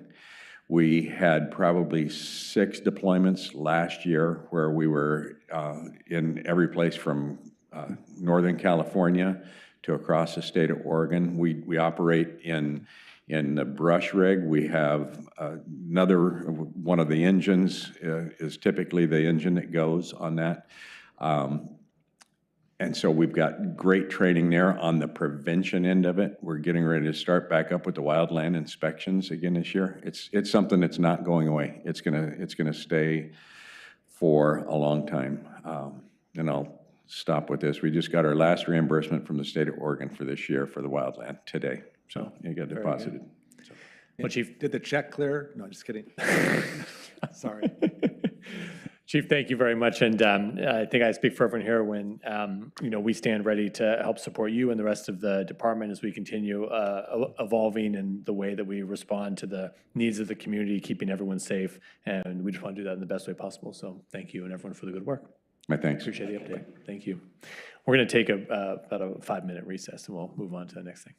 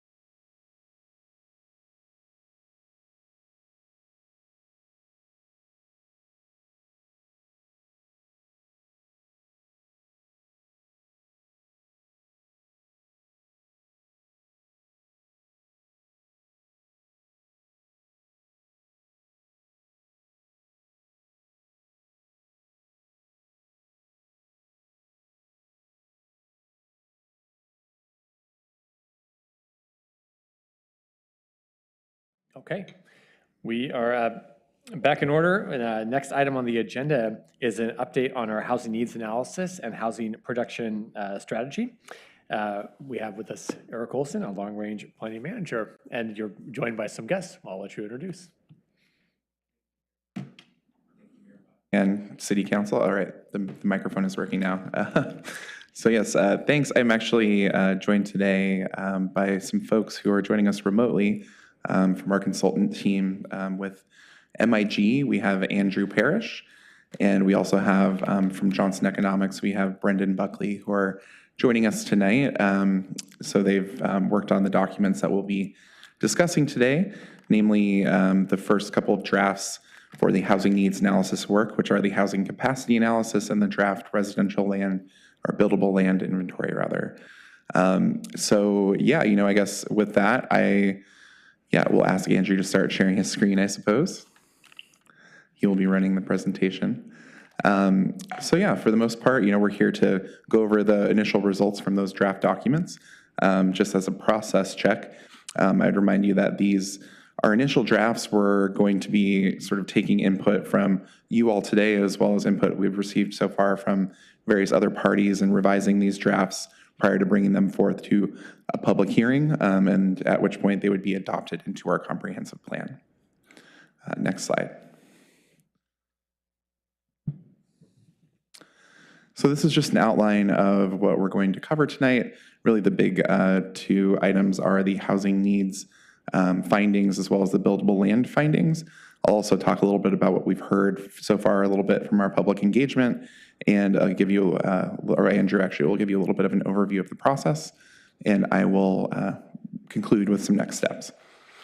So in terms of the public engagement, we have had a few different things in the last month or so. Actually, we had, it sort of started on March 20th when we distributed the draft buildable land inventory and HCA, or housing capacity analysis documents, to city recognized neighborhood associations, boards and commissions, and interested members of the public on the housing, middle housing sort of listserv that we've been developing since our House Bill 2001 work. On March 24th, the Housing Production Task Force held their second meeting to review and provide some input on these documents. On the 31st, the city released an online open house, which is kind of like a survey, as well as a presentation of some information from the documents in a sort of more digestible format. And on the 6th of April, we hosted a virtual community forum on, again, the same topic. So really that online open house is intended to gather input that could have been received at at the community forum, but we just know that folks don't always have time to make it to those. So that's really the opportunity that we have given folks. So just really encourage you all to send sort of information on the online open house out to your networks if you haven't done so already. And with that, I will hand it over to Andrew to talk a little bit about the process and get into some of the details of those draft documents. All right, thank you, Eric. Can you all hear me okay? Yes. Yes. Great. Super. So again, my name is Andrew Parrish. I work for a company called MIG, helping Eric put together this housing needs projection, buildable lands inventory, and overall kind of housing project. So this is a graphic that shows the overview of the process we're undertaking. Basically, it's an analysis required by the state where we look at demand, so housing needs, kind of current housing needs in the city of Lake Oswego and future housing needs. And then we take a look at land supply within the city limits today and within the broader kind of planning boundary areas that have City of Lake Oswego comprehensive plan designations. And we make some conclusions about, how does that demand compare to this supply, and what potential strategies are there to address any deficiencies or issues that we see when making that comparison. So right now we're sort of on the left side of this diagram. We have completed an initial draft of the housing needs projection and the buildable lands inventory. And we're starting to look at a reconciliation of the two, but it's still early days. We're getting input from, as Eric said, from the broader public. We spoke with the Planning Commission we're going to have some updates to the documents that that you have before you today, and that will inform our analysis here. Just in terms of the timeline of the project, we started in late 2022. We're sort of in the first third quarter of this project here. We expect to have a full draft of the residential land needs analysis by about early summer. Subsequent to this step, there's a what's essentially another project called a housing production strategy that takes a much closer look at the realities on the ground of housing production and the strategies that are available to the city to kind of address the findings of this earlier analytical work. So there's a ways to go yet, but I think we're making good progress. So I'm going to pass this off to Brendan Buckley, who's going to talk about the housing needs side. He works for a company called Johnson Economics and is much better versed in kind of demographic analysis and so forth. So Brendan, go ahead and take it away. Thanks, Andrew. So I will be talking about the sort of demand side of this housing forecast over the next 20 years. And I'll talk about how we come up with a forecast of growth. And then Andrew will talk about the supply side, or the amount of residential land the city has remaining to accommodate that growth. So housing needs analysis is a long sort of technical report, but it's relying on a lot of data sources, but most important is a lot of data from the census. Luckily, we have the recent 2020 decennial census to get us grounded in some better numbers with lower margin of error. But then we also use the American Community Survey, which is what the census does in the intervening years. It has many more data sets, but a higher margin of error. But the key source for this forecast is a Metro coordinated population forecast that it worked on with all the cities within Metro, including Lake Oswego. So by state statute, that is the source of the actual forecast 20 years from now for population and households.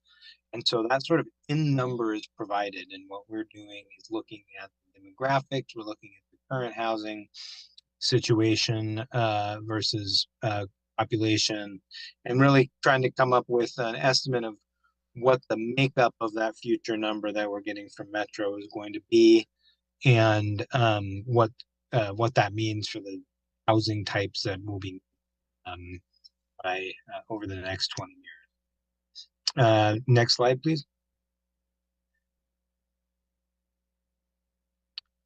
Our methodology is to look at your current housing inventory and profile, compare that to your current demographic conditions, and we sort of come up with an estimate of how well those are matched up. It's not a given that your current housing stock will totally be meeting the needs of the current population. Oftentimes that comes down to affordability and some housing choice. And so we do that comparison first, and then we come up with the 20-year projection of needs, again, using the forecast from Metro. And then once we've come up with a finding of housing needs over the next 20 years, we break that down by tenure, meaning whether or not the households are expected to rent or own, the price and rent levels necessary for the forecasted income groups, and then unit types in terms of, is it a single family house, is it a townhome, duplexes, apartments, and what types of housing might be. Next slide. This is a breakdown of what we have in our current draft. It shows the population, households, and so on from 2000. That's from the census. The 2023 numbers, we start with the 2020 census. We also use population estimates from Portland State University Population Research Center. to try to come up with our current base year in 2023, and then we're looking at 20 years out from there. So the population growth rate, again, coming from the metro forecast is very modest. We're projecting only a little over 400 new residents over that 20-year period, or growth of about 1%. But when you look at households, the estimated growth is closer to 10%. And the reason for that is we're also forecasting that the average household size in the community is going to continue to decline. That's a nationwide sort of secular trend in diminishing household size. And so as the average size of household falls in Lake Oswego, then you need more households to accommodate the same population, or smaller households.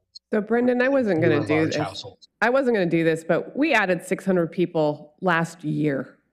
So can you explain, and I spent, 8 years of my life working in Metro, so I'm somewhat familiar with the regional forecast, but in terms of how they've allocated it to the 25 cities and unincorporated areas in the region, could you explain that allocation?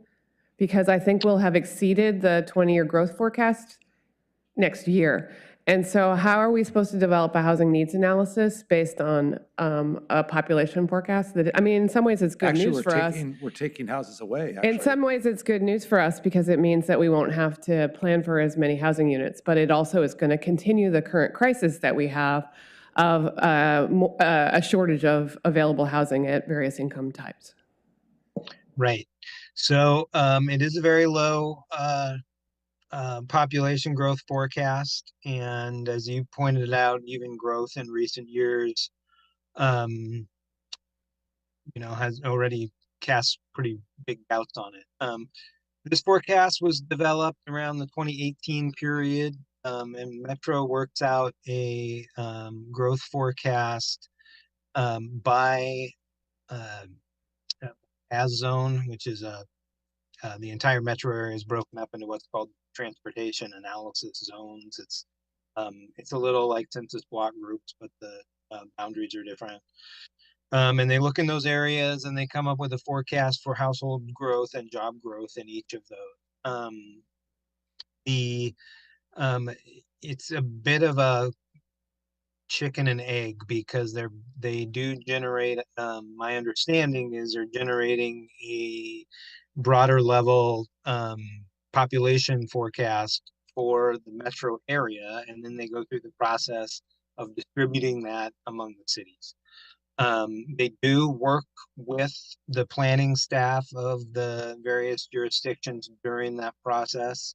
Again, it's been a few years since they went through that process, I guess about 5 years. So hopefully they'll be undertaking that again real soon. It has to, it depends on their urban growth report planning process at the metro level. But, essentially,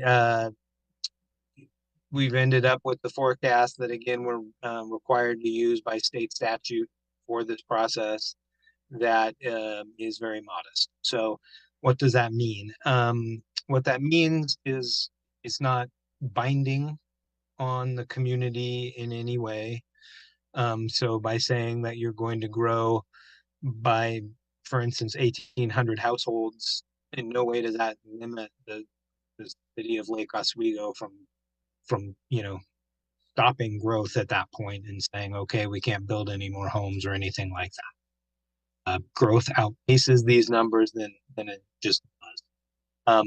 As you mentioned, having a lower growth forecast will, in some ways it doesn't create excess pressure on you to, go looking to expand the UGB, looking for areas of expansion.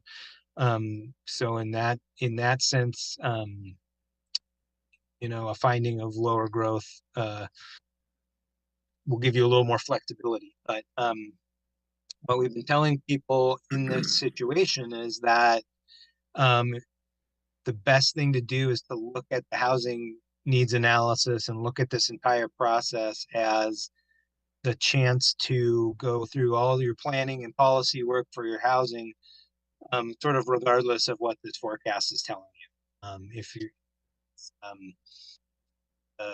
the forecast itself, the number is unsatisfactory, then to look at this process as a chance to look at all of your housing goals and policies and still go through all the work, and you know, and still talk about what the community wants to do to meet its goals.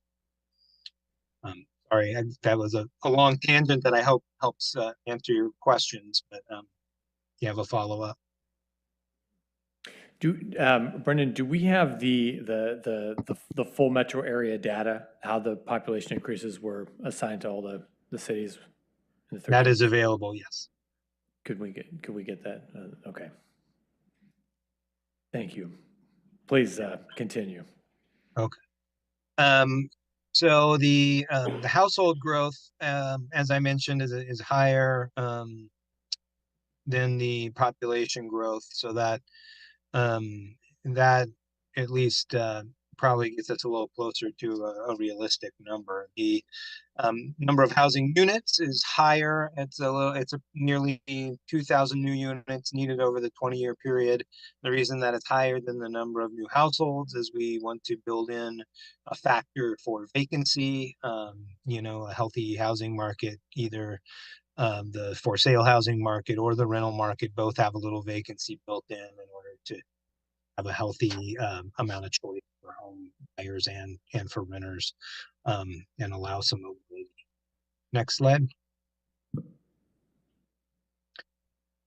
terms of income, no surprises here. I don't think that Lake Oswego has a high median household income. It's a high income jurisdiction. The median is 40% higher than in the county and about 75% higher than the state. And income growth has outpaced inflation there as well. So it remains a prosperous community and more so, but as the report lays out, there's still households in Lake Oswego at every single income group, and every type of housing need is represented in Lake Oswego as well. So, commuting trends. This is pretty common in the metro area, but you find that there's a lot of cross commuting going on. So in the middle there, you see 2,250 is the estimate of folks who both live and work in Lake Oswego. In the orange arrow, you see folks who are coming in from elsewhere to work jobs that are located locally. In the blue area, you see residents of Lake Oswego who go to work elsewhere. Overall, the community has 1.3 jobs located in Lake Oswego for each household. And each Lake Oswego household has an average of about one working member. So you actually have a higher job base there than the local working population. Next slide. Current housing conditions. So in terms of owners versus renters, you have an ownership rate of 71%. That's a bit higher than you see statewide, which is about 66% now, and metro-wide. So you have a higher ownership rate and about 30% renters. The home ownership units tend to be larger with 3 or more bedrooms. Rental units tend to have 2 or fewer bedrooms. On the right there, you see a breakdown of our estimate of what the current housing inventory looks like. So green is owner occupied and orange is renter occupied. Most owner occupied homes are still single family detached houses, and then a mix of other attached types. And then most rental units are in larger complexes of 5 or more units. Go ahead. In terms of age of housing stock, the greatest sort of share of your housing stock was built in the 70s and 80s, and similar amount in the 90s. And then, but you still see roughly approaching 10% of your stock was built in the early 2000s and another 10% in the 20s. The 20-year forecast, as I mentioned, nearly 2,000 units needed over the 20-year period. That's 11% growth. And then on the right, you see our preliminary forecasts of what housing types those will need to be over the next 20 years. So there's still a large share of single-family detached homes, which is the most prevalent housing in the community, but also going forward an increasing amount of other types, including what it's being called the middle housing types. That's because state rules have changed to allow that, but it's also because across the metro area, as we do get increasingly land constrained, that encourages density, including in formerly low density neighborhoods. And so we do anticipate you'll see more of that. Next slide. This is a breakdown of the same numbers, the same, close to 2,000 units, but with estimates of what the breakdown will be by income segment. So you'll see that these categories come from, these are common categories used by HUD and by affordable housing programs to sort of break down what affordability levels are. AMI stands for Area Median Income. So the top line there, extremely low income households are those who make 30% or less of the area median income. And so as you look at the housing that's needed over time, there are a significant share of local households are anticipated to be sort of low income households or less that may need subsidized affordable housing, rental vouchers, and those types of things in order to afford housing. The reason that the shares you see here are larger than what you see currently in the community is because this is saying that over 20 years, you both need to meet the needs of some of your current households that are paying more than 30% of their income for housing, and they're in less affordable units. We need to meet their needs plus the needs of new households over 20 years. Hey, Next Brendan, slide. can I ask you a quick question? Yes. Where, how do I ask this question? The household income segment and income level numbers, who's decided these? Like, where do these come from? And the reason I ask that is upper income is considered anyone making a household over $110,000 a year. I mean, you can't afford a house on $110,000 a year. So right. Thank you for pointing that out and asking about that, because I know it's a little confusing. So these numbers, the definition of these numbers are set by the state every year, and they establish income levels by the countywide.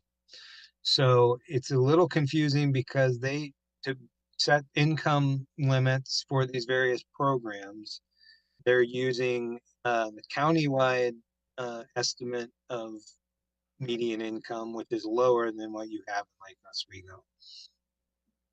And then furthermore, it's adjusted to the average household size of 2.4 people, whereas the actual median is set for households at 4 person households. So it gets a little tricky, and that's why you end up with these numbers that are lower than would make sense or seems to make sense in Lake Oswego, but that's where these things. well, I mean, you're right, but these numbers don't make sense for Lake Oswego, but I don't think they make sense for any city in the state of Oregon or the country, I would argue. So it's just, anyway, thanks for explaining that. Next slide. So what does it mean to say that these are the types of houses that might be needed over 20 years? So generally, while the study is intended to show the need for the entire community across income groups, we know that the private real estate market that provides most housing statewide is able to meet the needs of some groups and not others. And so the private real estate market would still be expected to meet the needs for new single-family homes, for instance, for upper middle to upper income households. And it's the lower income households that often need the types of housing that perhaps need a little subsidy, help from a public source or nonprofit to develop and make these units affordable. And so as we go into the next stages of this process and look at the housing production strategy, it's important to note that some of these housing segments are going to probably end up getting more attention than others, because those are the ones that actually need some strategizing and tools and extra help incentives, rather than the segments of the market that tend to the private real estate industry. Okay. All right, so this is the portion of the presentation where we typically hand things over to Andrew to talk about the buildable lands inventory, but we always pause in between just to make sure if folks have any questions for Brendan that we can address those. I want to ask a question of Councilor Booper. Thank you very much, Eric, and your team. I appreciate the thorough, insight here, but I was trying to find some projection at 1.5% growth of the population in 20 years. If there is no catastrophe or anything, we will be around almost 60,000 people in Lake Oswego. So when we go at 40 something, I think,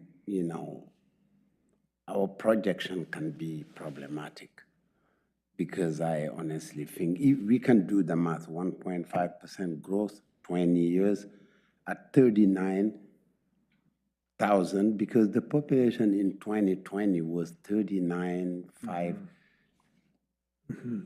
Yeah, in 2020. PSU, yeah. PSU's estimate was low. Yes. And that actually may be part of what's going on with the Metro forecast, is PSU's estimate was right. And so when we got the census data, we actually found that we had more people here than PSU had projected. So we were at like 40,880. Now we're at like 41,600. Yeah. Anyway, I do think it's a problem, but I also, to Brendan's point, I think it's also, it does give you as a council more flexibility in what you have to or want to, you have more power in deciding how much population you want to absorb and in what types of housing. So I actually think it's like a good news, bad news story, which is it's not accurate, which as a government official I don't like.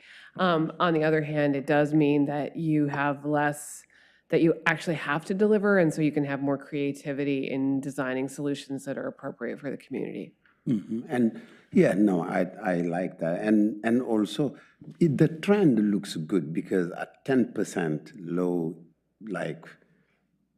income, 10% of the household, this is likely Lake Oswego. How many people can afford a house here?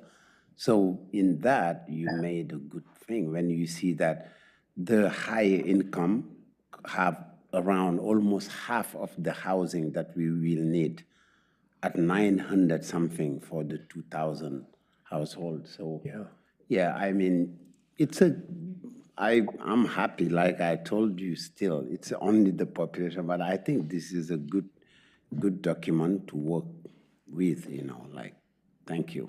Yeah, I guess just on your comment, if anything, it kind of points out that regardless of the number that we're saying we're going to grow in 20 years, there are still, even existing, there are a lot of needs at this lower end of the income spectrum when it comes to housing. So there are always opportunities in that sort of realm of housing. Well, on that point too, and then I know Councilor Wynn has his hand up. Since we're putting this document into the comp plan, then we're talking about housing, but don't we use the population forecast in regards to other city services? Yeah, that's my worry about the number being too low, is that we use it for our water, sewer, transportation, stormwater master plan, parks master planning. And so we need to figure out how to because we want to make sure we size the infrastructure appropriately. Right. Like, we got to be realistic. It's a planning document. Let's, and, you know, so at minimum, we want to asterisk, like, we know this is absurd, / we really think it's going to be this. So that, you know, in 30 years, they don't, God, what the hell was wrong with these people back in 2023? We're not alone in this problem. I know that Wilsonville's had similar experiences where the regional forecast tells them one number, and then their actual experience as a community is they're growing much faster than the projection. So it's not like we're going to be doing this for the first time. We have lots of partners out there who can help us figure out how to make it work. Well, and it's a good, I mean, what happens in the region does impact us. So I'm kind of curious when we sit at the regional table to know how off is this forecast. Here we are in a crisis, as we've been told, that we're trying to solve. So what I was telling Eric at the break is my experience at Metro tells me at the regional level, they're usually very accurate, right? Like they're within a percentage point or not at the regional level. It's when you get down into the neighborhood or jurisdictional level that the forecast has more variables. So we just need to talk with our planning friends at Metro about like, how do you want us to work with this? And then we need to make sure we're working with the state to make sure that we're using a more realistic number when it comes to those other things I mentioned, like water, transportation, or parks master plans. Right, okay. Thank you, Martha. Yeah, there's actually some jurisdictions in the metro area that were projected to have a loss of population. So there are other jurisdictions that have similar concerns, or even more so than we might have about the modest growth. Right. Thank you, Eric. Councilor Winland. Well, I was going to bring up the same thing that you did as far as this is not accurate to make a lot of our projections moving forward, but I have two concerns. One, if this was done in 2018, this was done before Portland exploded and nobody wants to live there anymore. I'm not saying that completely, but I mean, they've had a big population loss, and as has the state of Oregon. So what they knew in 2018 is probably not accurate now. The other part that I have concerns about is that on the 20-year housing forecast on the income levels, it says middle income at 73 to 110, and if I remember correctly, one of our projects is 80,000 for a income to get public assistance, and if that's considered middle income, I don't know. I just, does that make sense? Joe, it's not. No, what are you talking about? Some of the criteria that we have for the projects that we have in, like the one on Boone's Ferry, I think it was an $80,000. 80%. Okay, but that's, okay, but I think that's 80% is. So that would be the middle income. So I rounded yeah. up. Okay, 73K, okay. 73K is the start of your middle income. So I guess all I'm saying is that this income structure is, I guess we're going to be subsidizing all middle income housing according to this. Well, I guess you might know that when it comes to the, we have, in Andrew, if you can go back to that slide on the 20-year housing forecast really quick. I think it's just 2 back. There you go. So you can see when it comes to that middle income, the housing product that we expect to meet that income range, we don't necessarily think that it's needed to be subsidized for that particular, slice of the population and the demographics, I guess. So, yeah, just on that point, we don't necessarily think we need to quote unquote subsidize it, but there are different types of housing that could meet those needs, like townhouses. Mm-hmm. Right, I understand, but that's what we're building in that Boone's Ferry project. I guess I would have expected the income level to be in the very low income at being 73, frankly. I mean, for the assistance of housing, but that's just, anyway.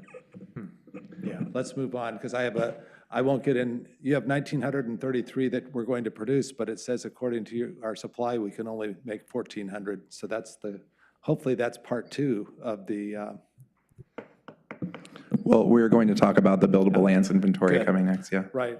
Can I ask one more question of Brendan before we move on to the buildable lands? And that's, how'd you come up with I don't think we had a slide for it here, but it was in the report, the breakdown between the demand for rental housing and for ownership housing between the income levels. How do you arrive at that? We start with the current split as a basis. And then what we're doing is we look at the breakdown of income groups and basically housing costs, an estimate of housing cost pressures. And what that can result in is the conclusion that that maybe you would have more renters if you had more appropriate housing available, or conversely, sometimes we find that there are people renting who you might have a higher ownership rate if you had sort of entry level home buying opportunities and those kind of things. So that can kind of shift around that break, that 10-year break, from what the just sides.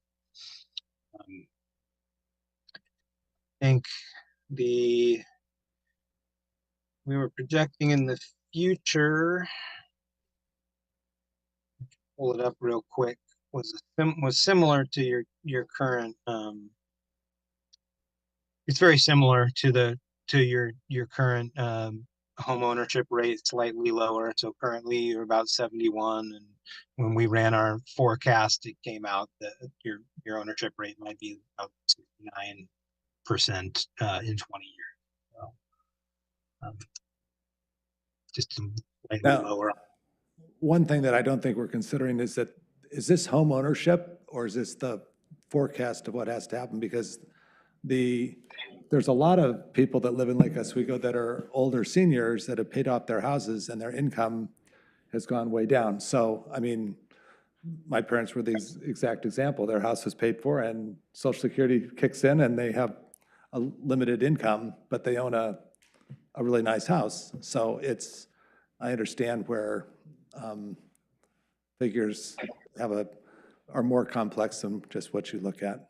Yeah, I think, sorry, Brendan, maybe you can speak to that, but, I think when we look at some of the costs of housing, we're not necessarily looking at what it would go on the market as right now, currently, but we do, take into account those situations where folks might be paying much less because they've been there or own the home for a longer period of time and have a lesser mortgage.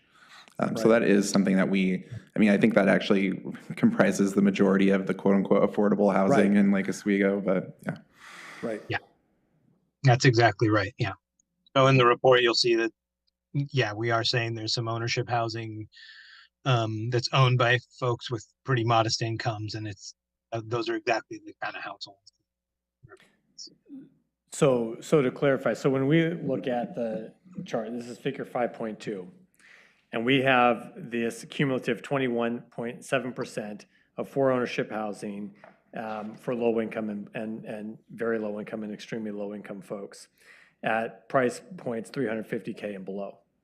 So this is not new housing, this is existing housing, existing occupied housing units. Is that what you're saying?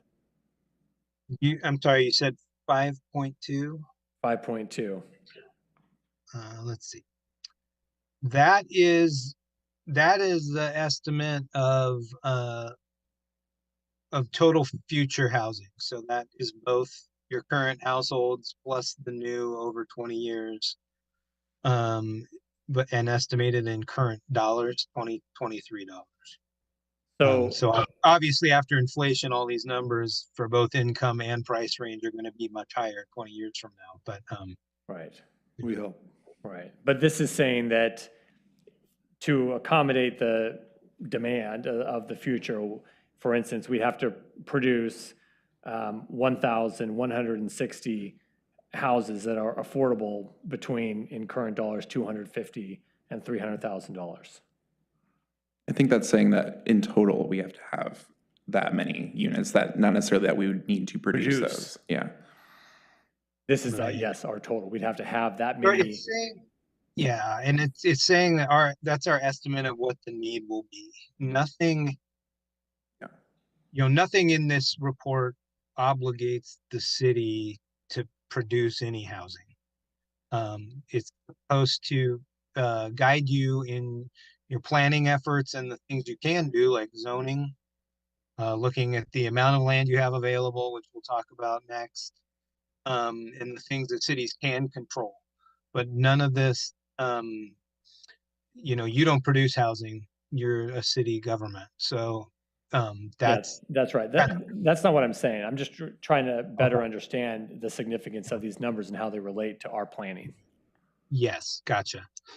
I think it's fair to say the findings are that there is a need, for more affordable housing, especially at lower income levels, and in a place, high cost of living community like Lake Oswego, that need might be even more acute than in other parts of the metro area. And so that's one kind of finding that will then go into the housing production strategy discussion of how to address that. Okay. Thank you. Okay, well, let's move into that buildable lands then.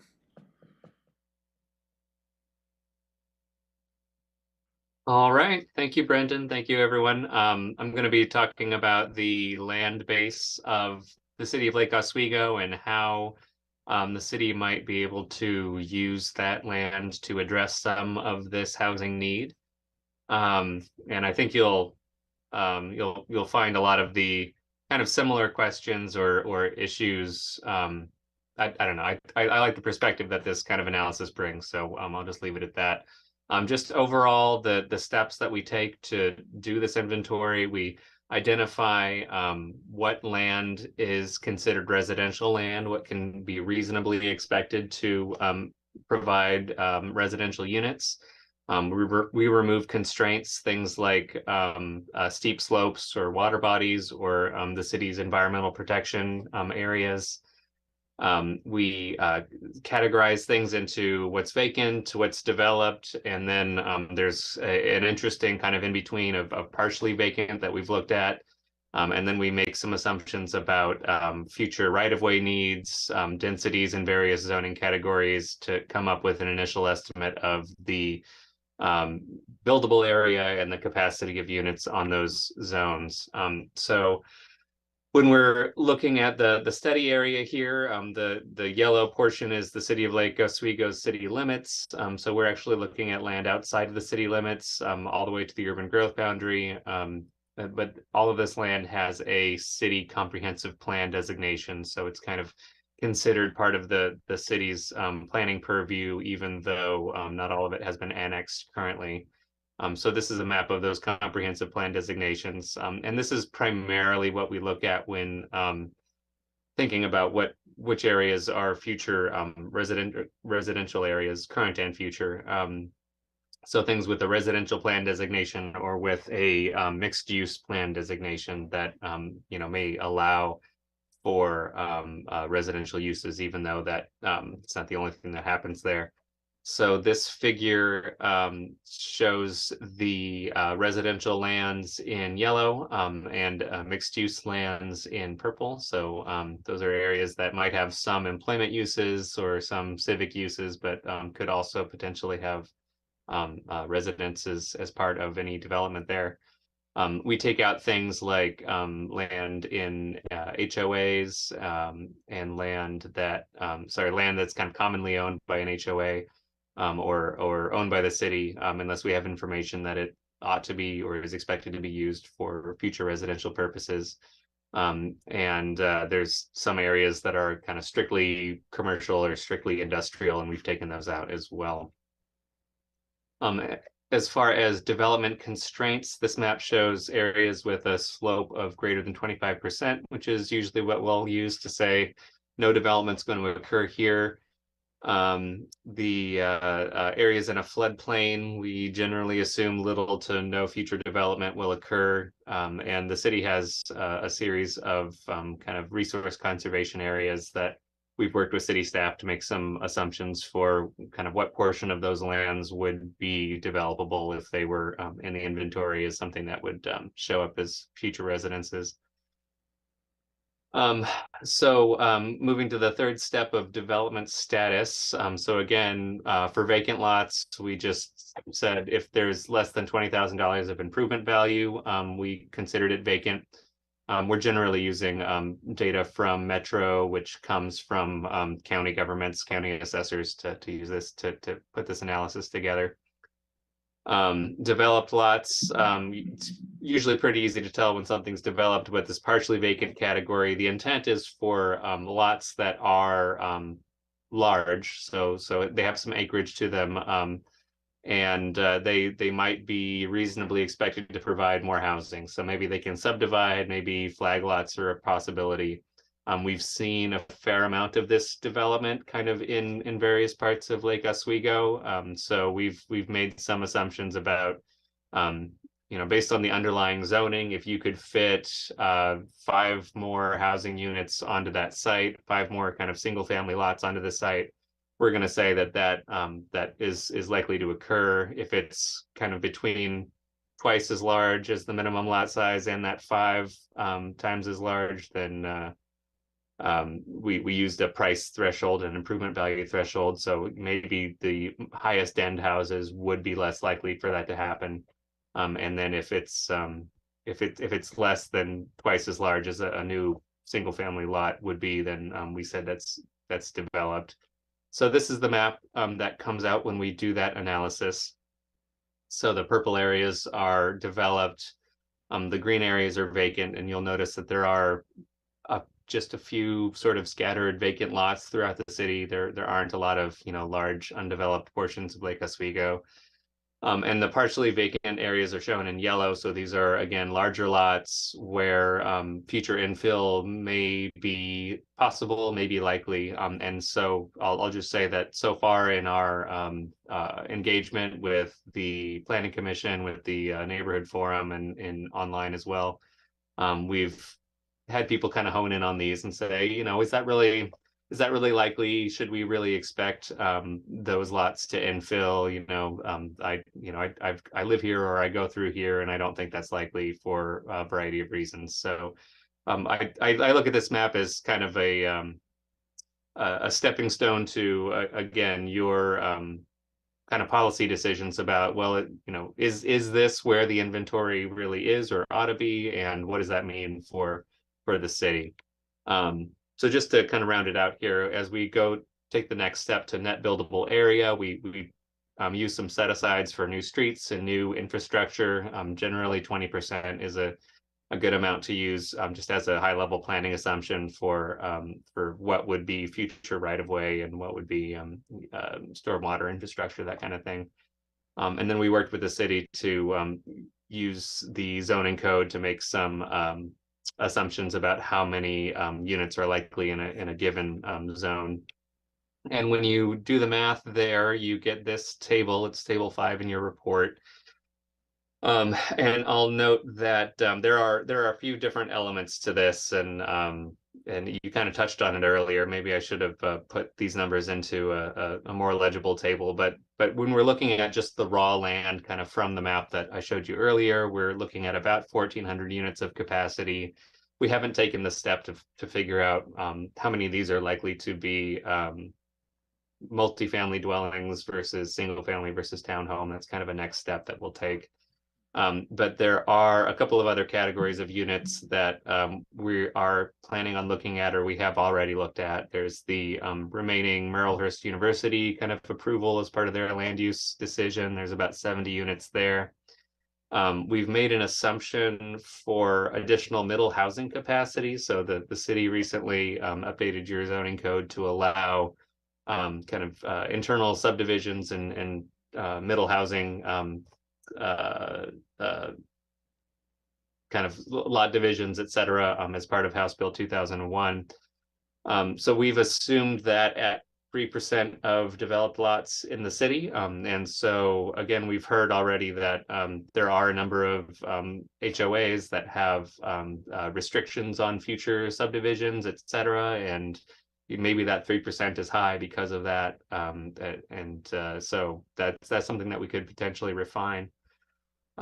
Additionally, we know we need to look at redevelopment on multifamily zone land and mixed use land. Particularly, we've heard about some office locations that either some folks think might be a good spot for future housing, or maybe there's been some interest in property owners. I'm not sure exactly how far that goes, but that's something that we do want to look at. We can take a what's called a strike price analysis, where we look at the value per square foot of those lots and make some kind of high level assumptions about which ones are lower value, which ones might be able to redevelop into future housing. Things like large parking lots that aren't used. Those are the sorts of things that might be more likely to turn into new multifamily units if the zoning allows. So when you take what we've done so far into account, we're looking at about 1,900 units of total capacity. Again, I can't say at this point how well that number matches up in terms of kind of income stratification or housing types, but just kind of at a gross level, that's where the land base puts us at this point. So this table kind of breaks that down into the type of land that we're talking about, whether it's in a residential comp plan designation or a mixed use designation, and just kind of gives you a sense of how many units per designation those are. And again, that doesn't include the additional middle housing capacity, which is kind of the extra 400 units there to get to that 1,900 figure. So that's where we are at this point, and again, can answer any clarifying questions or facilitate a discussion here. Thank you very much.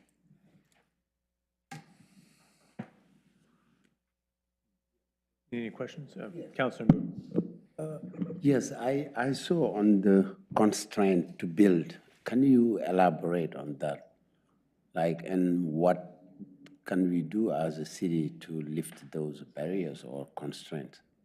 Or we can't? Yeah, like, I was thinking maybe, no, Martha, I was thinking, is it, for example, like sensitive land? Okay. Yeah. No, yeah, that's what I was thinking. No, because no, I will. All the trees. I will never touch my sensitive land. That's. Yeah, I think generally it's referring to environmental constraints. So yeah, it's Jessica things. knows that we will never touch that. We are good steward. But okay, so it's okay. So if it's that, but we cannot fill those sensitive land and build. We need more. I just take a look at this, and while we do a lot of infilling, and we're doing taking current houses and changing them into other things, I think that's our only possibility. Because when you look at the yellow, if you don't have a microscope, and some of these lands like Bird's Hill, there's no way. Mm-hmm. I mean, it's little spots of people that happen to have a lot, and there's no place where if somebody came in to Lake Oswego and said, hey, I'll give you a $50 million project to build a mixed-use thing other than for Foothills, which is the only area that we have and that's not there yet. But I just see these as builders, individual builders, hopefully approaching people and saying, hey, can we build on the land that's out there? Can we buy your land? And how do you legislate or put policy in for that? I mean, I kind of feel like, so you have you have all this stuff, and not to negate everything that you're doing, Eric, but it's almost like we're full. So what's the state going to do to us? I mean. Well, I think that, as we've alluded to, there's this, I guess, 5 new types of housing that are allowed throughout the city that did not used to be allowed in those zones. There's a lot of uncertainty about where middle housing will go and what the market for that will be, but there's certainly, if you want to talk about capacity, we can make certain assumptions about what we'd expect there, but theoretically the zoning could accommodate significantly more units throughout all of our single-family neighborhoods. So anyway, I think that's just one. I guess there are multiple different approaches, literally at least 100 that the state has given us to sort of chew on. Some of those are, sort of more focused for, specific, affordable housing incentives or whatever those might be, but there are also some that are more appropriate for certain locations that might be, more on the fringe or urban rural fringe, if you will. There's different approaches we could take depending on what we want to do. So you're right that there's obviously, I think most of us are aware, there's no just giant soft development site just waiting for the city to go in and produce affordable housing on. So we'll have to get creative, and I know that there are a lot of approaches that can get us there. So, it's kind of hard to see it right now, but I think once we start talking about those strategies, the housing production strategies, you'll see that there are certain incentives, at least, that the city can promote to at least kind of set these targets. And again, middle housing, it's hard to predict exactly what's going to happen, but there's a lot that we can do to get there that we know works. I was thinking too, it'd be, as a planning exercise, important to see how we could take this map. And Eric, like you mentioned, there's lots of capacity on here not identified. And look at where we think the market is going to move in terms of middle housing and identify that. So as we're thinking about where we need to invest in certain infrastructure and capacity expansion, because we know it's unlikely, right? Like Councilor Winden points out, up here in Birds Hill, there's going to be a bunch of triplexes going up, or in newer areas of town where the housing stock is not likely to be redeveloped in that sense for a long time. That we don't need to spend a lot of time worrying about increased density in those areas. But we think around downtown, around the town centers, around the neighborhoods surrounding the Lake Grove Town Center, where there is where we are seeing middle housing going in now. Why not identify those areas where we think we want to either encourage or plan for that type of housing, and identify how then that ties in with other elements of the comprehensive plan in terms of complete neighborhoods, in terms of our sustainability goals, and kind of move this forward. I actually think this report you should look at is really good news. I mean, we're within 100 units, right, between forecast demand and forecast need. And so I think that gives you guys lots of flexibility in the tools you choose to adopt. You don't have to make a radical change to meet the goal. So I would just say that when I read these two documents together, I took a sigh, because I think that it really does give the community the power to decide what kind of future it wants to build, as opposed to, oh my gosh, we have this huge hole that we have to try to fill.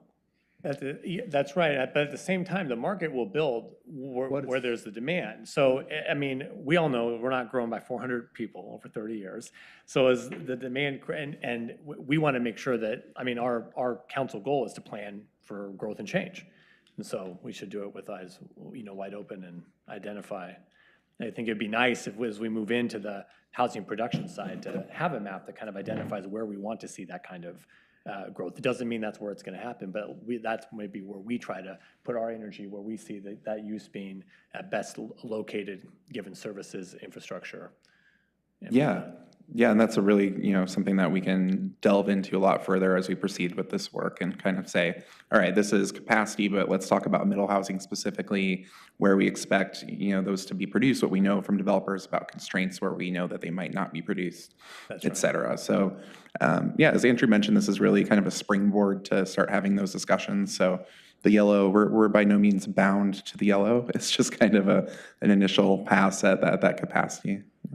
Right, but I think, yes, I agree 100% with that. But I also know that somebody has private land that they already have a building on and whatever, and it's not exactly like we can go in and go, hey, Allie, I'd like to have your house for a multiple, housing unit, and thank you for giving it to us. I mean, we just don't have, the resource, the money, or, I mean, that's just not our role, or at least it's not my role on council. I mean, you might have bigger aspirations, but I just think that the unfortunate thing is that we are sort of built out, and now we have to figure out, I guess it's good that they didn't have us have 4,000 units that we have to add in the next 20 years, so.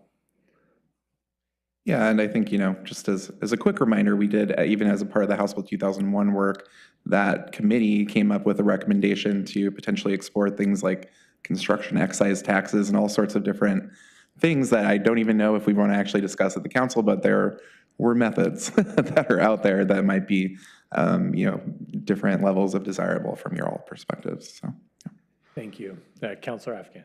As the Planning Commission liaison, I've had the opportunity of looking at the full report.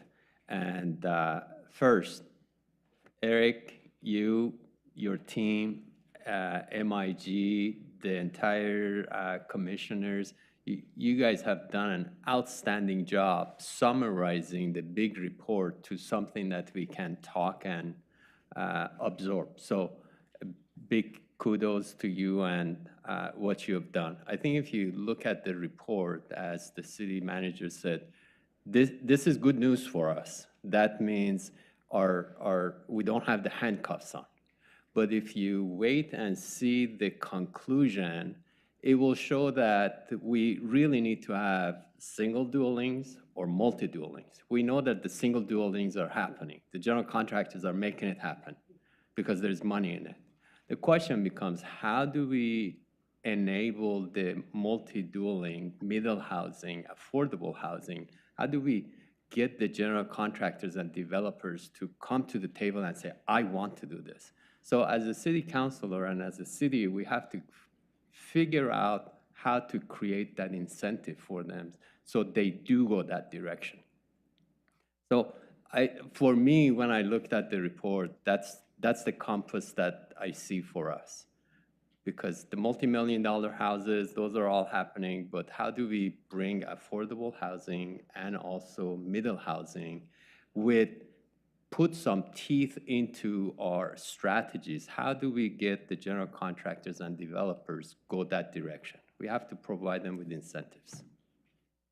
I think a lot of that will come in the next phase of this conversation. Yeah, I think if we go to the next conclusion, then it will paint the picture for us. We can argue and challenge the data that was used to come up with the conclusion, but the conclusion says we need these two types of housing.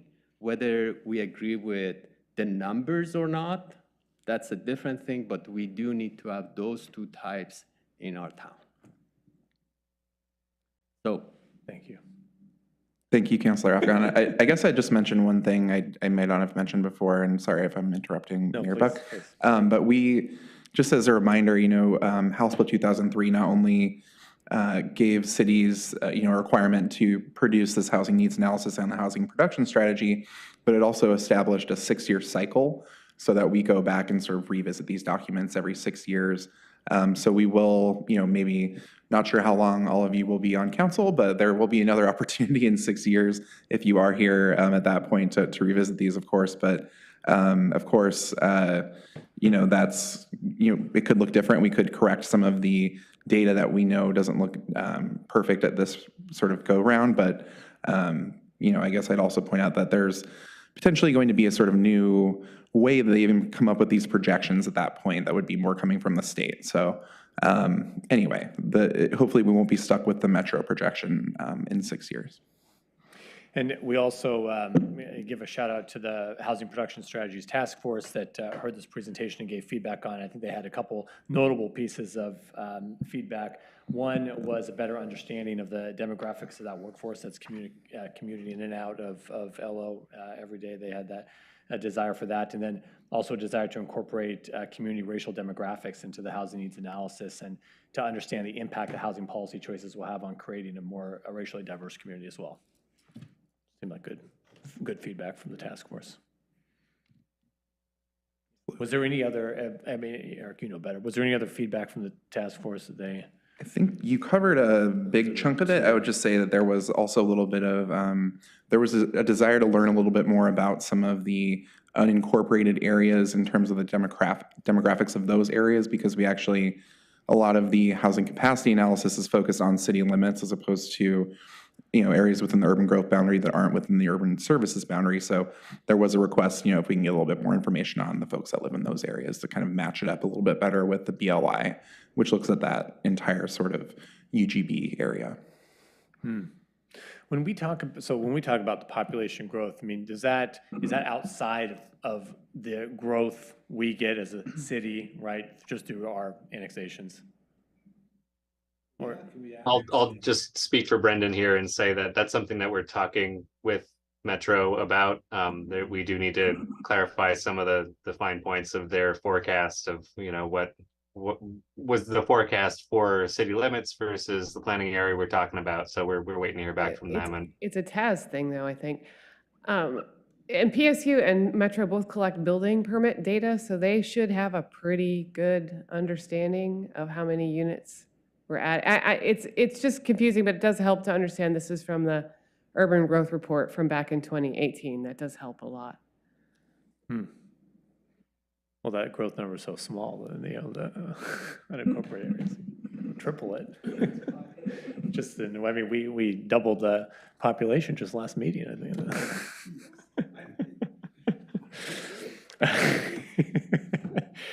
Okay, any other questions or comments, Eric?